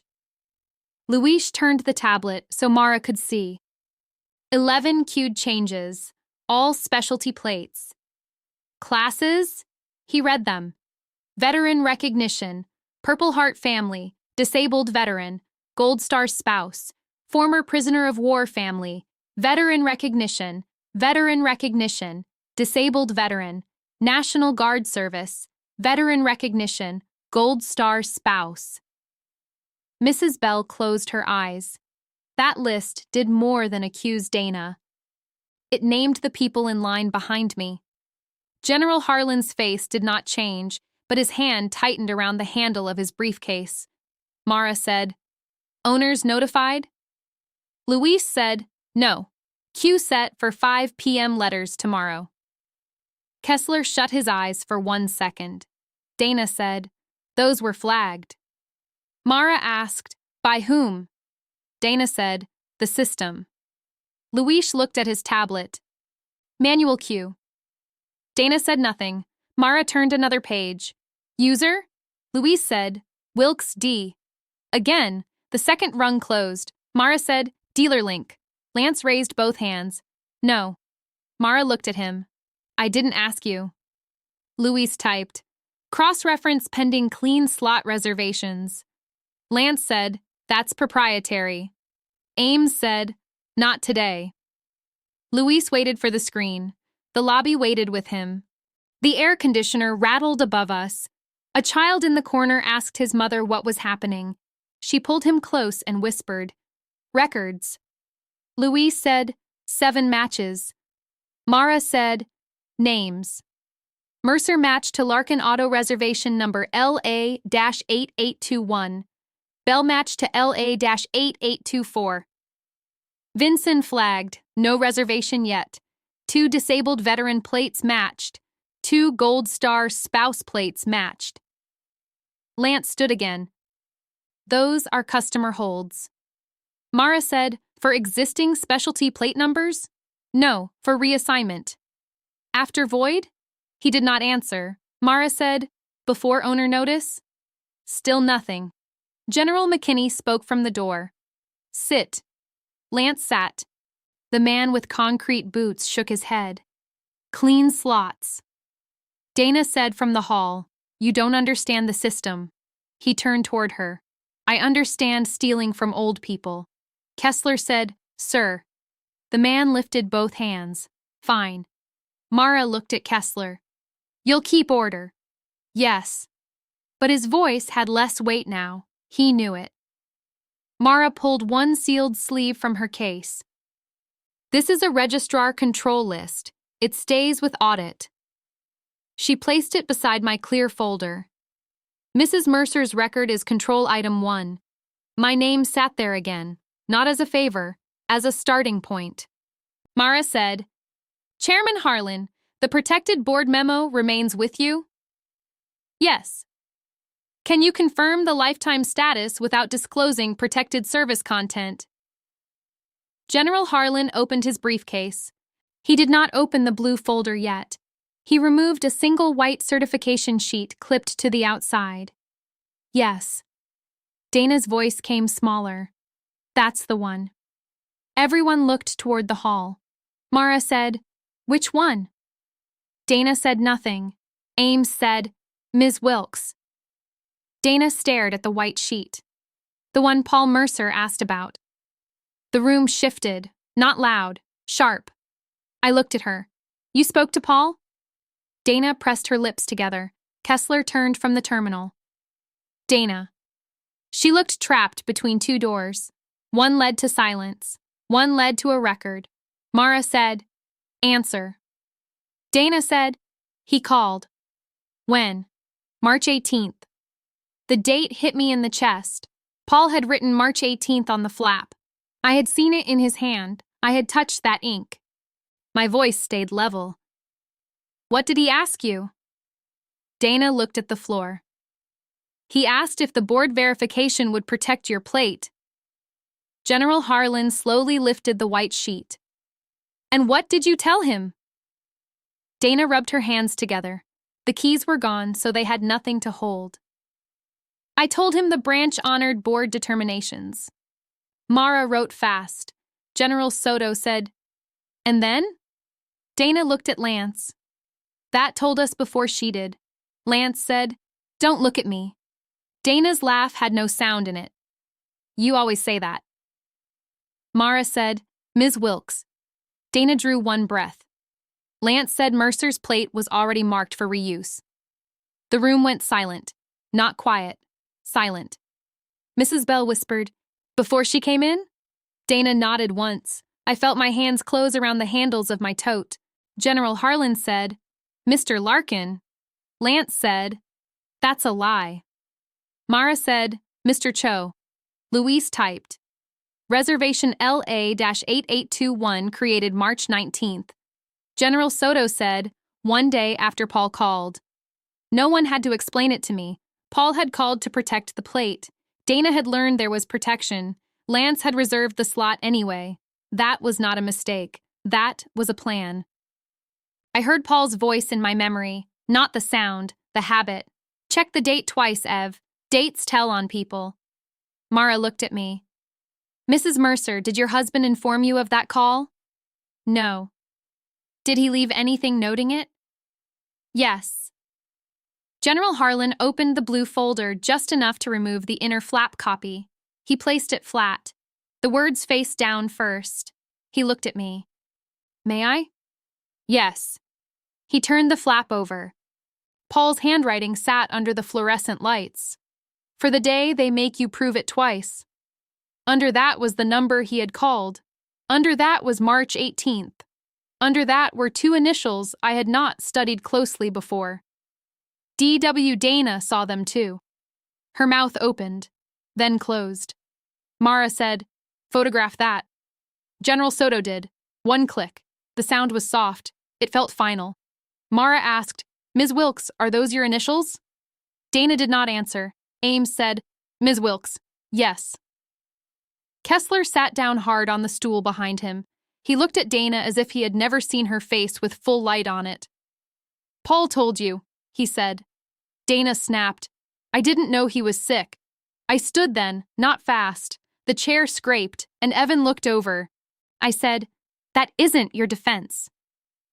Dana's eyes filled again. This time she did not blink it away fast enough. I didn't think he'd... She stopped herself. Good. Some sentences do not deserve air. I said, he asked you to follow the record. Dana whispered, yes. And you didn't. No. That was the apology scene, if it was one. Small, damaged, not clean enough to wash anything. I sat back down. Mara said, record response. Subject acknowledges March 18th call. Louise typed. Lance rubbed his face. This is hearsay. Mara lifted the control list. Your reservation is not hearsay. General McKinney looked at Lance. Neither is your phone. Lance froze. Ames said, Mr. Larkin, place your phone on the counter. Lance said, no. Ames said, then wait for a warrant. Lance looked at Dana in the hall. She did not help him. He placed the phone on counter 3, screen down. Mara did not touch it. Bag it only if directed. General Soto held up an evidence sleeve. Ames said, bag it. Lance pushed back. My attorney will have this branch closed. Kessler looked up. Maybe it should be. No one expected that from him. Neither did he. Mara moved to Mrs. Bell's file next. Bell, Marjorie, plate class Gold Star spouse. Mrs. Bell stood. That's me. Mara said, please stay seated if you need. I can stand. Her voice was thin but steady. Mara read from the page. Manual status change queued for 5 p.m. Reason code, expired dependent eligibility. Mrs. Bell gripped the counter. Expired?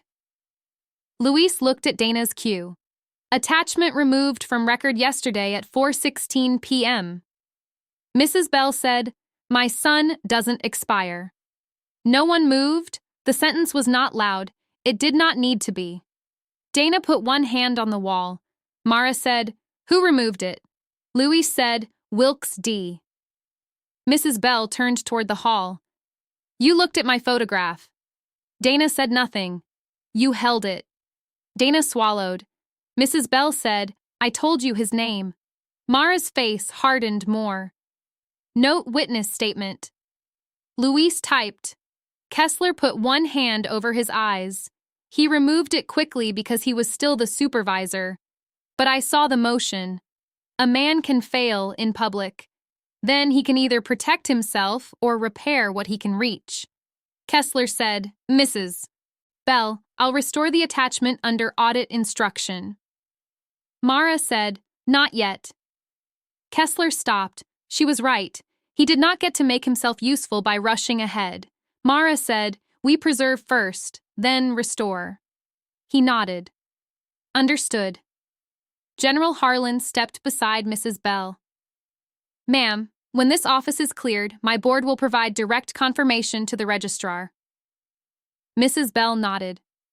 "Thank you." Then she looked at me, not at the generals, not at Mara, at me. "You stayed," she said. I said, "So did you." That was all. Mara continued down the list. Each name added weight, not new pain, new proof. Charles Vinson's brother, a National Guard plate belonging to a woman from Mason Road, a disabled veteran plate for a man who had sent his renewal by mail because he could not stand in line. Another veteran recognition plate owned by a retired nurse who volunteered at the Cedar Bluff Clinic. The pattern was plain. Dana had chosen people who might not fight quickly. Old people, widows, disabled veterans, families with paperwork already tired from being handled too many times. Lance had reserved the cleaned slots before the owners knew, and the branch had trusted a senior clerk who spoke with certainty. Certainty can dress up a lie until a record undresses it.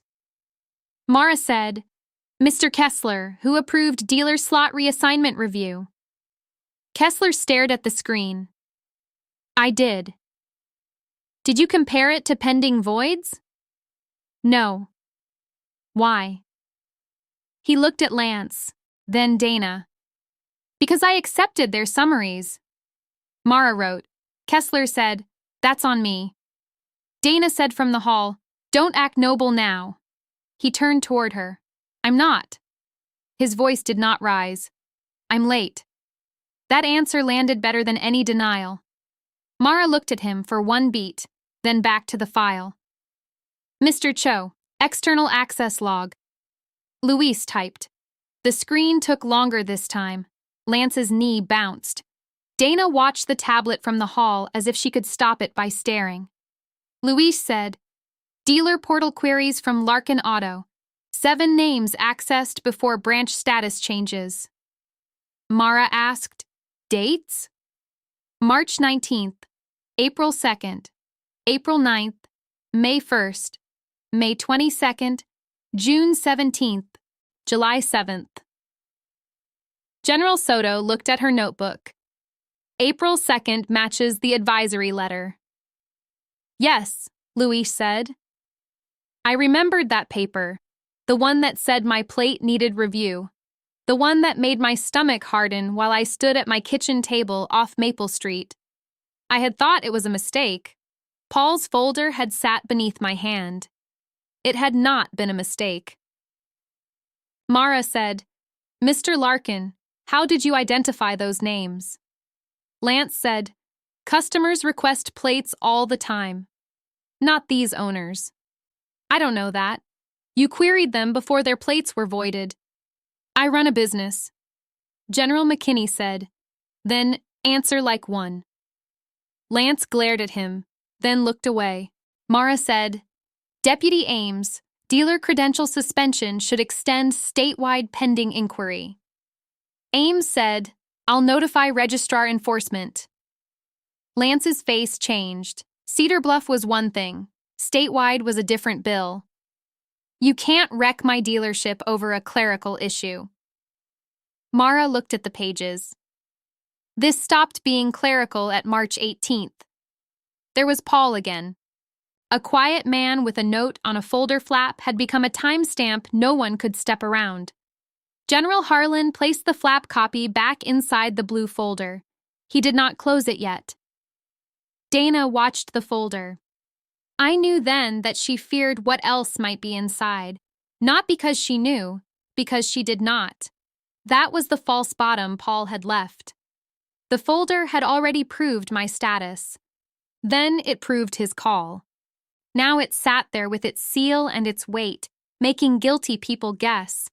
Mara said, Chairman Harlan, does the board packet include the original verification request? It does. Dana whispered, No. Mara turned. No? Dana shook her head. He didn't file that. General Harlan removed another page. He did. Dana looked like the floor had moved. Harlan read only the top section. Request received March 21st, submitted by Paul Mercer on behalf of Evelyn Mercer, retired Army officer. Review requested due to anticipated branch challenge. Anticipated. That word sat in the room. I looked at the page. Paul had known more than he told me, not to hide it from me, to spare me until he could not. My throat tightened, but I kept my voice. He knew she'd come for it. Harlan looked at me. He suspected a pattern. Mara said, Based on what? Harlan read the next line. Caller reported clerk discouraged lifetime plate renewal and asked whether widow status would override veteran eligibility. Dana put both hands over her mouth. General Soto said, Widow again? Harlan closed the page. His voice was quiet. Widow was the lever. No one spoke. I thought of Dana holding my plates. I thought of her saying that word as if it erased a career, a file, a body of work, a name. Widow. The word was true. It was not complete. Mara said, This packet remains protected. Audit needs only the submission log. Harlan nodded. You'll have it. Ames said, Ms. Wilkes, return to the storage hall. Dana did not move. She looked at me. I didn't know he filed it. I said, You weren't meant to know everything. Her face tightened at that. Good. Some people mistake access for authority. Mara gathered the pages into 3 piles. 1. Mercer immediate restoration already processed. She tapped the first. 2. Frozen batch preservation. She tapped the second. 3. Dealer referral. She tapped the third. Mr. Kessler, you'll sign receipt for branch custody failures.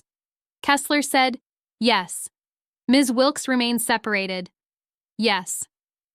Mr. Larkin remains on site until enforcement calls. Lance muttered, Wonderful. Mara looked at him. Public records are often inconvenient. Evan came to the counter with Mrs. Bell's photograph and the copy. I made 2, he said. Mara turned to him. Name? Evan. Last name? Price. She took the copies. Mr. Price, did you alter these? No. Did Mrs. Bell watch the copy? Yes. Mrs. Bell said, I did. Mara placed 1 copy in a sleeve and returned the original. Good. Evan looked relieved. Then he looked at me and nodded once. Young people learn from what the room rewards. That morning, the room finally rewarded care. Kessler printed another receipt. Mara signed it. Louise signed it. Kessler signed last. His pen paused over the line. Dana said, Tom, don't bury me alone. He did not look up. I'm writing my name. He signed. That was all he owed her in that moment. The front door opened again. A state enforcement officer stepped in. Gray jacket. Badge clipped to his belt. He did not make a show of it. Deputy Ames requested registrar enforcement. Mara said, "You're early." He said, "Dayton was light." Lance's mouth went dry. I could see it. The officer looked around. "Which one is Larkin?" No one pointed. Lance stood slowly. "I'm Lance Larkin." The officer walked to counter 3. "Your dealer credentials are suspended statewide pending review. You'll receive formal notice by email and certified mail. You will not access the dealer portal or request reassignment of specialty plate numbers." Lance said, "I need my lawyer." "Call him. My phone's bagged." The officer looked at Ames's speaker. Ames said, "Provide a branch phone." Kessler reached under the counter and set a black handset on top. Lance stared at it as if it were beneath him. Then he picked it up. Dana laughed once from the hall. It was not humor. It was panic leaving through the wrong door. Mara said, "Ms. Wilkes, you'll be interviewed separately." Dana said, "Am I fired?" Kessler answered before Mara could. "You're on leave." Dana looked at him. "That's not what I asked." Kessler's eyes were tired. "It's the only answer I can give." She turned away. For the first time that morning, Dana Wilkes had no counter between herself and everyone else. No stamp, no screen, no line to control, just her name on pages. Mara placed the Mercer packet copy back in my clear folder. "Mrs. Mercer, your restored registration remains active." "I know." She seemed surprised by that. Then she nodded. "Yes, ma'am." General Harlan closed the blue folder and returned it to his briefcase. I put my plates back in my tote, wrapped in the towel I kept there. The void ink was still on them. The restoration did not remove the mark from the metal. It removed it from the record. That mattered more. Still, I wanted the plates washed. Evan came around the counter with a small plastic bag. "Mrs. Mercer?" "Yes." "Your screws." I looked down. I had forgotten them on the edge of the counter. He held them carefully. "Thank you." He lowered his voice. "I can put them back on if you want." Kessler looked over. "Evan." I raised one hand. "He can ask." Evan stood still.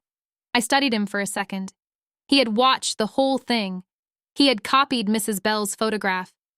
He had written names when his supervisor finally told the truth late. I said, "Do you have a screwdriver?" He looked toward the maintenance drawer. "Yes." Mara said, "Plates are evidence imaged and restored, no objection." General Soto said, "I'll photograph the reattachment." I almost smiled. Of course she would. Kessler said, "I'll authorize staff assistance." Mrs. Bell stood. "I want to see." The man with concrete boots said, "Me too." Mara lifted one hand. "No crowding outside. Work stays visible." That became the rule. Evan took the screwdriver. I carried the plates. General Soto carried her camera. General McKinney opened the door. The July heat came in strong from State Route 41. Cars moved past the lot. Cedar Bluff looked ordinary again, which felt almost rude after what had happened inside. My Buick sat where I had left it, rear bracket empty. Evan crouched behind it. He looked up. "Which plate first?" I handed him the rear plate, the one that was on there. He lined it up. His first try missed the thread. He stopped, adjusted, and tried again. No hurry, no show. General Soto took a photograph before the screw went in, then another when Evan tightened it. The metal sat straight. The word void still crossed it faintly, but the number was visible. Evan looked up. "Do you want the front one too?" "Yes." We walked around the Buick. Mrs. Bell stood near the curb, holding her folder against her chest. Kessler remained by the door. He did not come closer. Maybe he knew this was not his place yet. Lance's voice rose inside through the glass. "I don't care what Dayton says." Then the door closed behind someone, and his voice cut off. Evan tightened the front plate. General Soto took the final image. Attached at 10:36 a.m., she said. I looked at the plate. It was not perfect. The ink would need work. The metal had scratches. One corner bent a little from the morning, but it was back where it belonged. Evan stood and handed me the screwdriver. I handed it back. You keep that, I said. He frowned. It's branch property. Then keep track of it. He nodded. I will. Mrs. Bell stepped closer. Mrs. Mercer. I turned. She held out her photograph, not for me to take, for me to see. A younger man stood beside a car in the picture. The plate was clear. His smile was clear, too. That's Daniel, she said. I looked at it. Good face. She nodded once. Yes. Then she tucked it away. Inside, Mara Trent appeared at the window and motioned to Harlan. The audit was not finished, not close. General Harlan turned to me. Mrs. Mercer, I need to return to the record. I know. He paused. You may leave now. I looked at the Buick. I looked at the DMV doors. I looked at Dana's shadow moving behind the frosted strip of the storage hall window. No, I said. Not yet. General McKinney studied me. Are you sure? Yes. I touched the edge of the rear plate once. I'll go when Mrs. Bell's record is restored. Mrs. Bell's eyes filled. She looked away fast. General Soto lowered her camera. That may take a little time. I said, I have time. And for once that morning, no one treated that as weakness. We went back inside through the same door. That mattered to me, not the side door. Not some quiet hallway where embarrassment could be stored. The same public door, with the same bell above it and the same row of chairs facing counter 3. Mrs. Bell walked beside me. Evan stayed one step behind with the screwdriver in his hand, like he had not decided where to put it yet. Mara looked up from the counter. Rear and front attached? General Soto said, photographed and time marked. Mara nodded. Good. Mr. Cho, enter attachment confirmation. Luis typed. Entered. Kessler stood near the printer. He had taken his tie off and folded it once around his hand. He noticed me looking and put it in his pocket. A man does small, useless things when the larger, useful things are overdue. Mrs. Bell stayed close to the counter. Mara saw it. Mrs. Bell, we're ready for your restoration review. Mrs. Bell held her folder tighter. Do I sit? You may stand. I'll stand. Dana was still in the storage hall. Deputy Ames stood at the opening, not blocking it hard, just standing where a door should have been. Lance was at the branch phone with his back to us. He kept saying, statewide, as if the word might shrink if he repeated it. Mara placed Mrs. Bell's file flat. Gold Star spouse plate, she said. Original qualification confirmed by Casualty Assistance Verification, May 9, 2011. Mrs. Bell closed her eyes. Mara continued. Attachment removed yesterday at 4:16 p.m. by Wilkes D. Reason code entered. Expired dependent eligibility. Mrs. Bell said, say his name. Mara looked up. Your son. Yes. Mara read from the file. Daniel Bell. Full. Mara checked the page. Staff Sergeant Daniel Bell. Mrs. Bell breathed in once. Thank you. Dana spoke from the hall. I didn't write that field. Mara did not turn. No one said you did. I didn't. Mrs. Bell opened her eyes. You removed it. Dana's mouth moved, but no words came. Mara said, Mr. Kessler, can you restore under audit supervision? Yes. Do it slowly. Kessler stepped to the terminal. Luis moved beside him, watching each entry. That was new. Before, everyone had trusted the person at the keyboard. Now the keyboard had a witness. Kessler said, record open. Luis said, confirmed. Kessler said, attachment restoration. Luis said, screening reason. Mara answered, Erroneous manual removal pending fraud review. Kessler typed that. His fingers were careful. Mrs. Bell stared at the screen. Is that all it takes? Kessler stopped. She said, one person clicks and my son disappears? No, he said. She looked at him. He swallowed. That's what failed. It shouldn't be all it takes.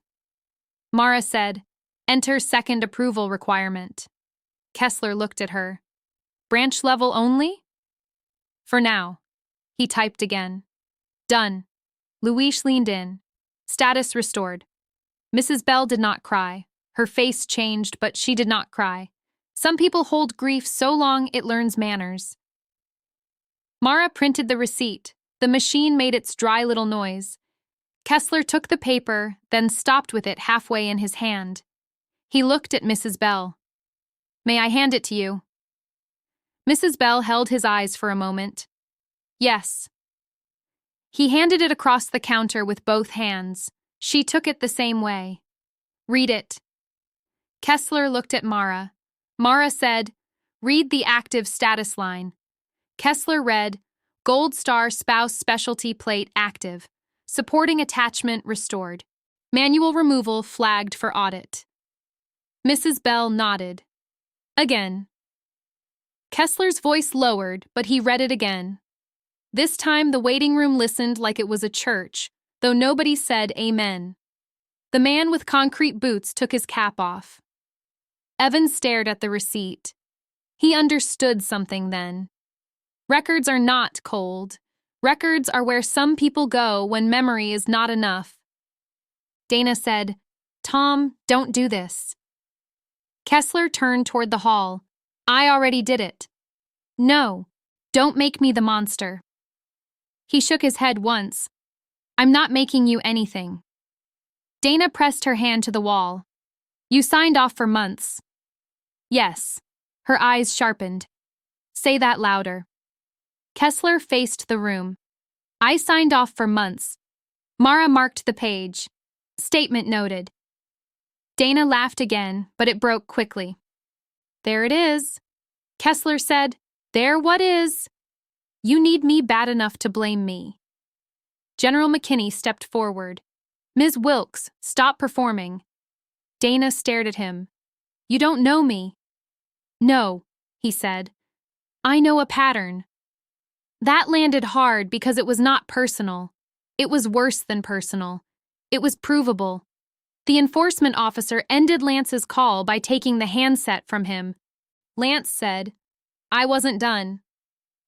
You were warned twice, the officer said. My lawyer said not to answer questions. Then stop talking. Lance looked at me. I had not expected that. His anger had run out of convenient targets. He said, You have any idea what you started? I said, You did. He smiled with no humor. You think one plate matters? General Harlan closed his briefcase latch. It mattered enough for you to steal its slot. Lance pointed toward the parking lot. Those numbers sit on cars, that's all. Mrs. Bell turned to him with her receipt in hand. No. He looked at her. She said, That's not all. Lance looked away first. The enforcement officer opened a slim folder. Mr. Larkin, I need your dealer portal token. I don't carry it. Mara said, He used it at counter 3. Lance's jaw tightened. The officer said, Then produce it. Lance reached into his jacket and took out a small black key fob. He placed it on the counter like it burned his fingers. The officer bagged it. Portal access suspended at 10:42 a.m. Louise typed that into a separate note. Dana watched the bag. I saw her understand another thing. Lance was not going to protect her. Men who buy silence rarely buy loyalty. Mara looked down the list again. Next owner, Charles Vinson. The older man near the chairs stood slowly. That's my brother's? Mara nodded. You have authority to speak? He held up a worn envelope. Power of attorney. Bring it forward. He came to the counter. His hands were work hands, heavy knuckles, clean nails. The envelope had been opened and closed many times. Mara took it and checked the seal. Valid. The man said he couldn't come. Kessler said, "Does he need home service?" The man looked at him. "Now you ask?" Kessler took that without flinching. "Yes, now I ask." Mara said, "Stay on the record." The man nodded once. He got a letter saying his disabled veteran plate was under review. Then nothing. Then yesterday I called and they said no record. Dana said, "I never spoke to him." The man turned toward her. "You spoke to me." Dana's face went still. He said, "You said lots of men served." Mara's pen stopped. General Soto looked up. The man added, "You said paperwork doesn't make him special." Dana whispered, "I don't remember that." "I do." The room went silent, not quiet, silent. Mara said, "Mr. Vinson, give that statement again for the audit recording." He looked at Ames. Ames nodded. "Speak plainly." The man faced the counter. "I called about my brother's disabled veteran plate. Ms. Wilkes said lots of men served. She said paperwork doesn't make him special." Dana said, "That's not fair." The man answered, "Neither was the call." Mara wrote, "Mr. Kessler, open Vinson." Kessler did. Luis watched. The file came up with a red flag. Luis said, "Status voided this morning, not yet reassigned." Mara turned to Lance. "Reserved?" Luis checked another screen. "Pending dealer hold. Larkin Auto." Lance said, "That's automatic." Mara said, "Nothing about this room is automatic." General Harlan looked at me then. He did not speak. He did not need to. Paul had suspected a pattern. Now the pattern had names, voices, and receipts. Kessler restored the Vinson plate under the same audit instruction. This time he did not need to be told to read the active status line. He read it once, clear enough for everyone. The brother folded the receipt and put it in his shirt pocket. He said, "I'll tell him." Kessler said, "I can send a copy. He'll want to hear it first." Kessler nodded. "I understand." Maybe he did. Maybe he was learning in public. That is not a clean thing either, but it is better than hiding. Mara moved through the remaining names with no ceremony. Each one had a person attached, even when that person was not in the room. The Mason Road woman, the retired nurse from Cedar Bluff Clinic, the guard plate with a deployment code Dana had marked as inactive. Kessler restored what Mara cleared. Luis recorded who watched. General Soto photographed the screens that mattered. General McKinney stood near the door with his arms at his sides, still as a post. Dana grew smaller with each file. Not kinder, smaller. When the retired nurse's record opened, Luis frowned. "There's a note." Mara said, "Read it." Luis hesitated. Mara repeated, "Read it." Luis read, "Owner elderly, likely unable to appear in person, slot suitable for cleanup." The room did not breathe. Mara looked at Dana. "That your note?" Dana's voice was flat. "Yes." The man with concrete boots cursed under his breath. Ames looked at him. He stopped. Mara said, "Mr. Larkin, did you receive that language?" Lance said nothing.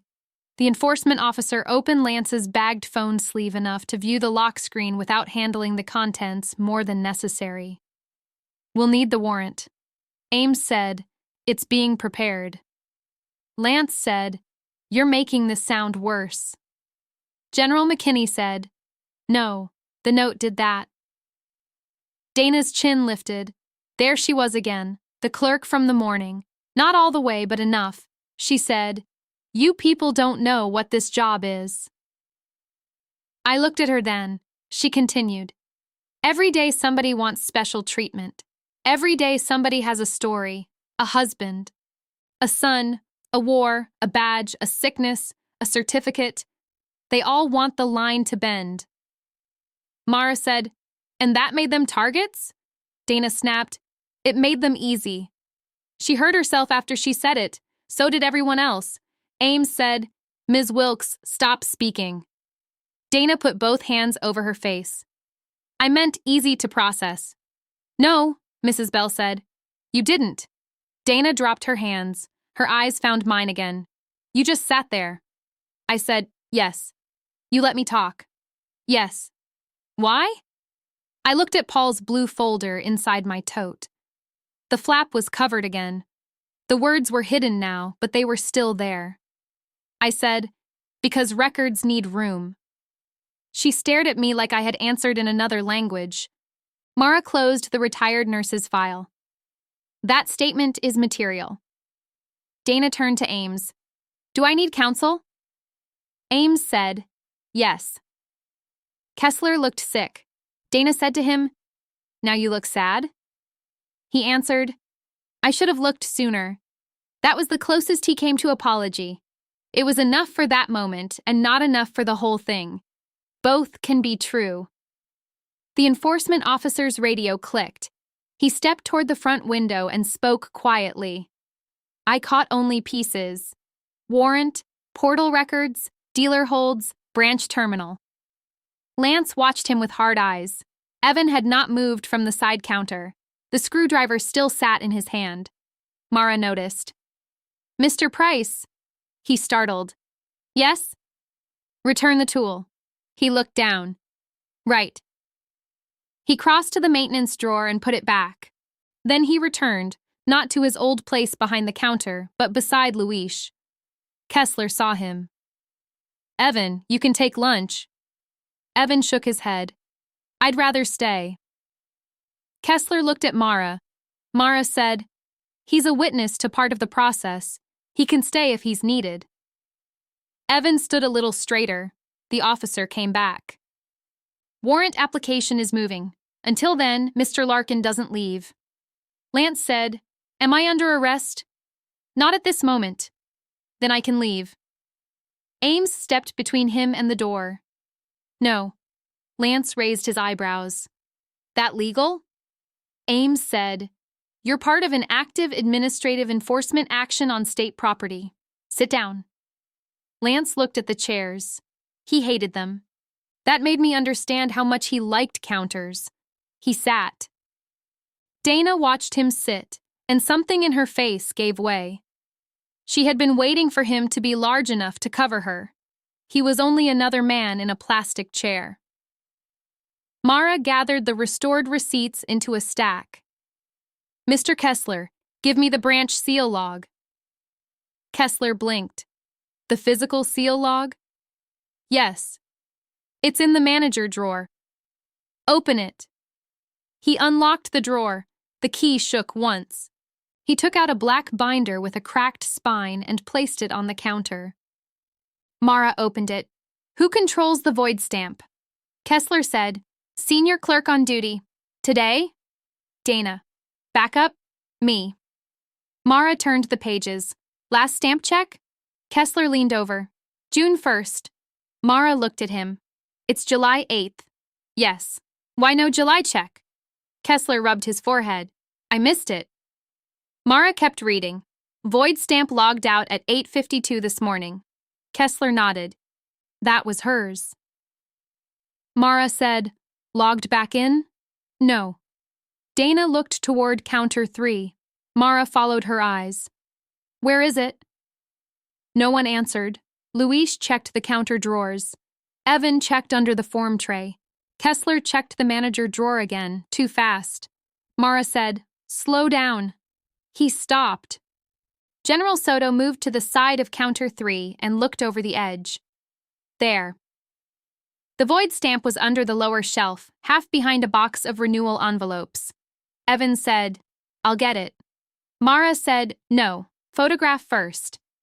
General Soto crouched and took 2 images. Then Mara put on gloves and lifted the stamp by its handle. Red ink marked one side. She placed it in a clear bag. Dana said, that's office property. Mara sealed the bag. Now it's evidence. The word hit harder than it should have. Evidence. Not office property, not a tool, not a little mistake with ink, evidence. Mara held the bag where Dana could see it. This is the stamp used on Mrs. Mercer's plates? Dana did not answer. Mara said, Ms. Wilkes. Dana whispered, yes. And on the batch voids? I don't know. Louise said, stamp ID embedded in scan. Mara looked at him. Pull one. He did. The screen showed a scanned void form. At the bottom, beside the red mark, was a faint code. Louise said, same stamp. Mara bagged the log page copy with it. That closes the instrument chain. Instrument chain. I had heard similar words in rooms far from Cedar Bluff. Tools matter. Hands matter more. Mrs. Bell touched my sleeve. Are you all right? I looked at her. Yes. You've been standing a while. So have you. She almost smiled. I'm stubborn. That helps. It doesn't always. No, I said. But today it did. Mara's phone rang. She answered it with her name and listened. Her face did not change, but the room felt the call before she spoke. She said, Understood. Send it to the branch secure printer. She hung up. Kessler said, What is it? Mara looked toward Lance. Dealer hold report from Dayton. Lance sat back. Dayton doesn't know my inventory. Mara said, Dayton knows state credentials. The secure printer behind Kessler started. One page, then another, then another. The sound was small and steady. Kessler took the pages and handed them to Mara without reading them. That was wise. Mara scanned the first page. 7 specialty numbers reserved within 12 minutes of void entry. Luis leaned toward his screen. Matches branch log. Mara read the second page. 4 transferred to temporary dealer display requests. Lance stood. That's normal business. The enforcement officer put one hand up. Sit. Lance stayed standing. You don't understand the market. General Harlan said, We understand theft dressed as demand. Lance pointed at him. You don't get to say that. Harlan's voice stayed even. I just did. Lance sat again, but his face had changed. Anger had turned into calculation. He was counting what could still be denied. Mara turned the third page. She stopped. Dana noticed. What? Mara did not answer her. She looked at Luis. Search Mercer in dealer communications. Luis typed. Lance said, No. That was too quick. Luis said, Found. Mara said, Read sender and date. Luis looked at the room, then at the screen. Larkin Auto Dealer Portal Message, July 7th, sent to Wilkes D. Mara said, Body. Luis read, Old Mercer plate opens tomorrow. Widow won't fight if you make it about Paul. My hand closed around the tote strap. No one spoke, not even Dana. The message had taken the morning and turned it around in my hand. Dana had not only chosen the word, Lance had given it to her. Widow was not an accident, it was a tool. Mrs. Bell whispered, Oh, Evelyn. I did not look away from Dana. Mara said, Ms. Wilkes, did you receive that message? Dana's face was pale. Yes. Did you answer? Luis said, Reply follows. Mara said, Read it. Luis swallowed. She brings folder. I'll break the claim at counter. Evan stepped back from the screen as if it had heat. Kessler put both hands on the counter. Ames said, Ms. Wilkes, no more statements. Dana ignored him. She looked at me. I thought it was his. I said nothing. She said, I thought the folder was Paul's. General Harlan's voice cut through. You were told it was hers. Dana shook her head. Not before. You didn't ask before. That was the plainest thing said all day. Mara printed the message capture. The printer started again. Lance leaned forward. That's privileged. The enforcement officer laughed once, not loud. Dealer portal bribery isn't privileged. Lance shut his mouth. Mara placed the printed message beside the void stamp bag, the seal log copy, and my restoration receipt. Objects on a counter can be heavier than furniture. Then she looked at me. Mrs. Mercer, this message concerns you directly. You may read it if you wish. I heard it. Do you want a copy later? Yes. Dana said, why? I turned to her. Because I'm done proving it from memory. Her mouth tightened. I had lived too long with precise memory. Dates, units, names, plate numbers, Paul's medicine schedule, the sound of the kitchen clock after he went quiet. Memory is useful. It is also lonely. A record means somebody else has to carry the truth, too. Mara put the capture into a sleeve. Copy will be provided through proper release. General McKinney looked at Lance. You chose her because she was alone. Lance said, I chose a number. No, McKinney said, you chose a person. Lance looked down. Mara said, Mr. Kessler, this branch is closed for public transactions until relieved. Kessler nodded. I'll post it. No, Evan can post it. You stay on record. Evan looked at her. What do I write? Mara tore a blank form in half and handed it to him. Temporary closure, state audit in progress, no customer details. Evan wrote slowly. Kessler watched him. Use the blue tape. Evan found the tape and walked to the front door. He placed the sign at eye level. Outside, a woman getting out of a minivan stopped and read it. Evan opened the door a crack. He said, Ma'am, state audit. They'll update when they can. She looked annoyed, then saw the room behind him. Her face softened. All right. He closed the door. That was how a public office should sound. Plain, not cruel, not grand, just plain. Mara checked the time. 10:51. Ames said, Warrant judge is reviewing. Dana sank onto the chair in the storage hall. I need water. Kessler reached for a cup. Mara said, Deputy?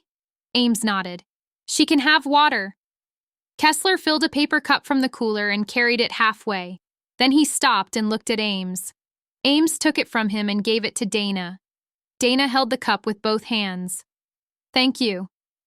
Ames did not answer. Mrs. Bell sat down at last. I sat beside her.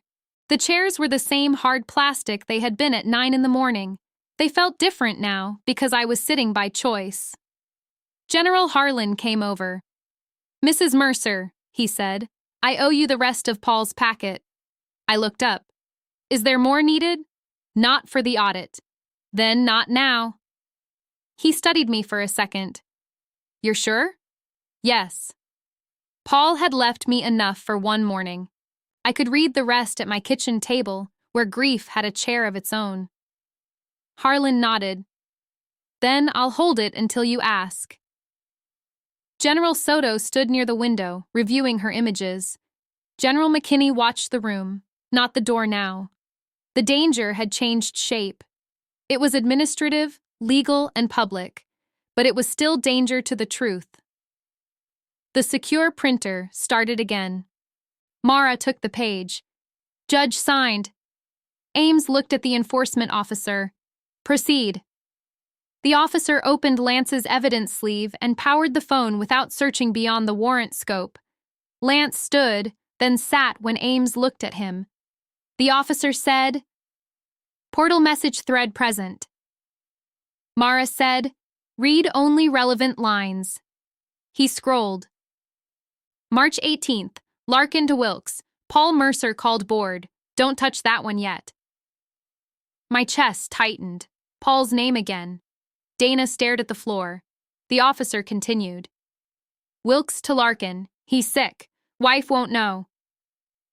General Harlan closed his eyes for 1 second. I did not.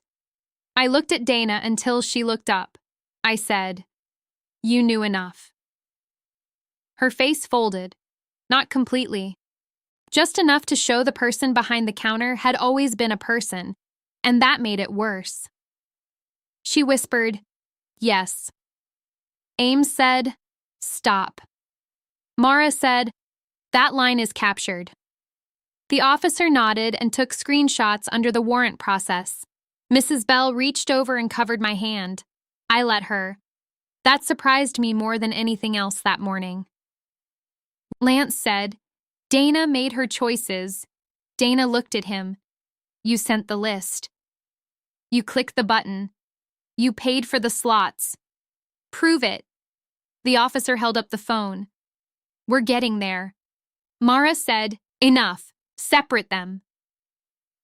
Ames moved Dana farther down the hall. The enforcement officer positioned Lance near counter 1. They could still see each other, but not feed each other words. Mara placed both hands on the counter and looked at the room. This is the current record, she said.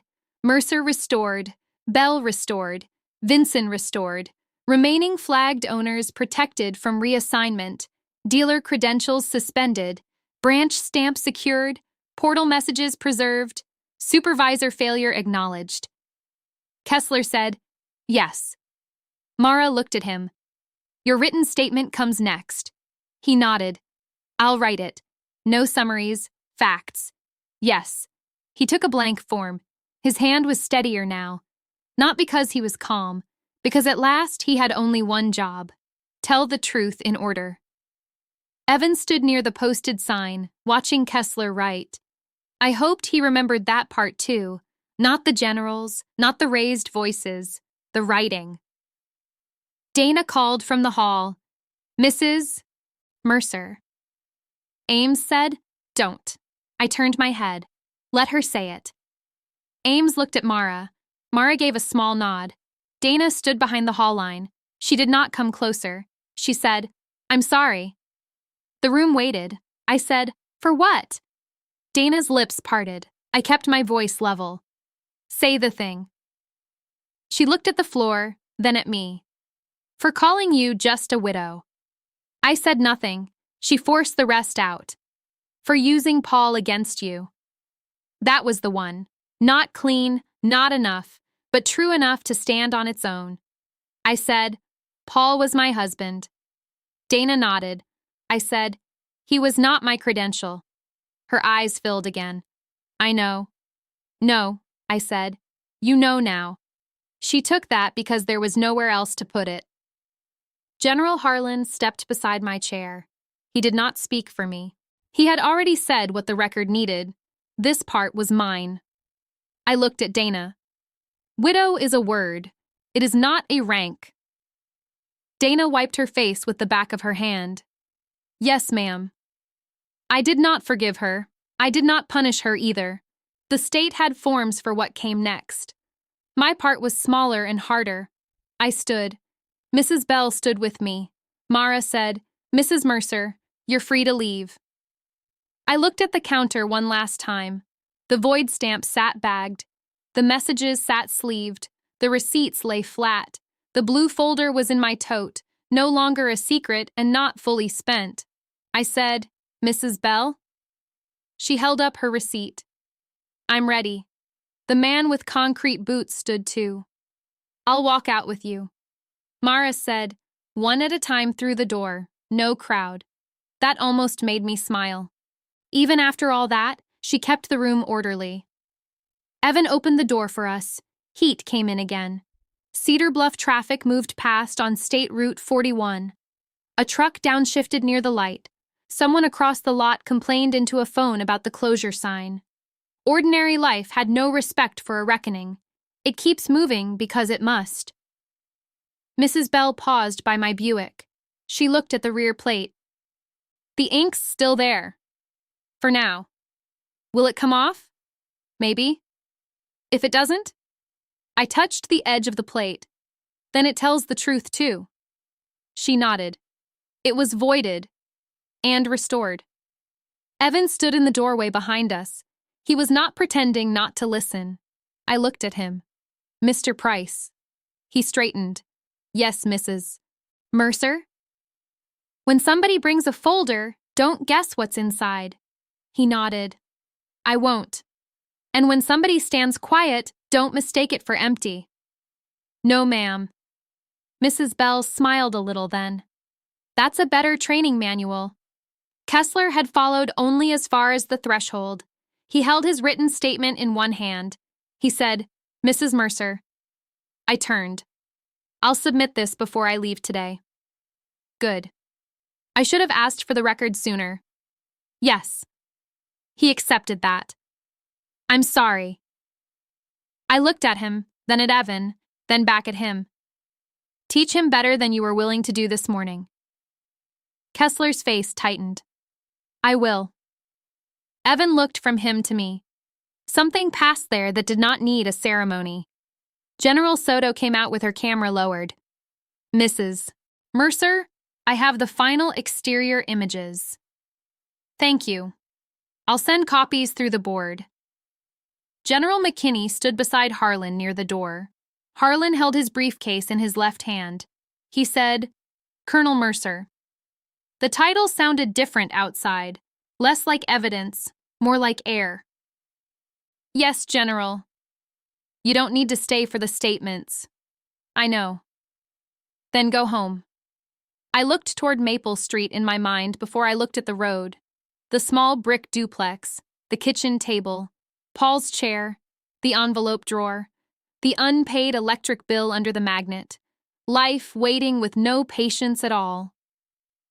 I will, I said. Mrs. Bell squeezed my arm. Can I call you? I looked at her folder. Yes. I don't want to talk about all this.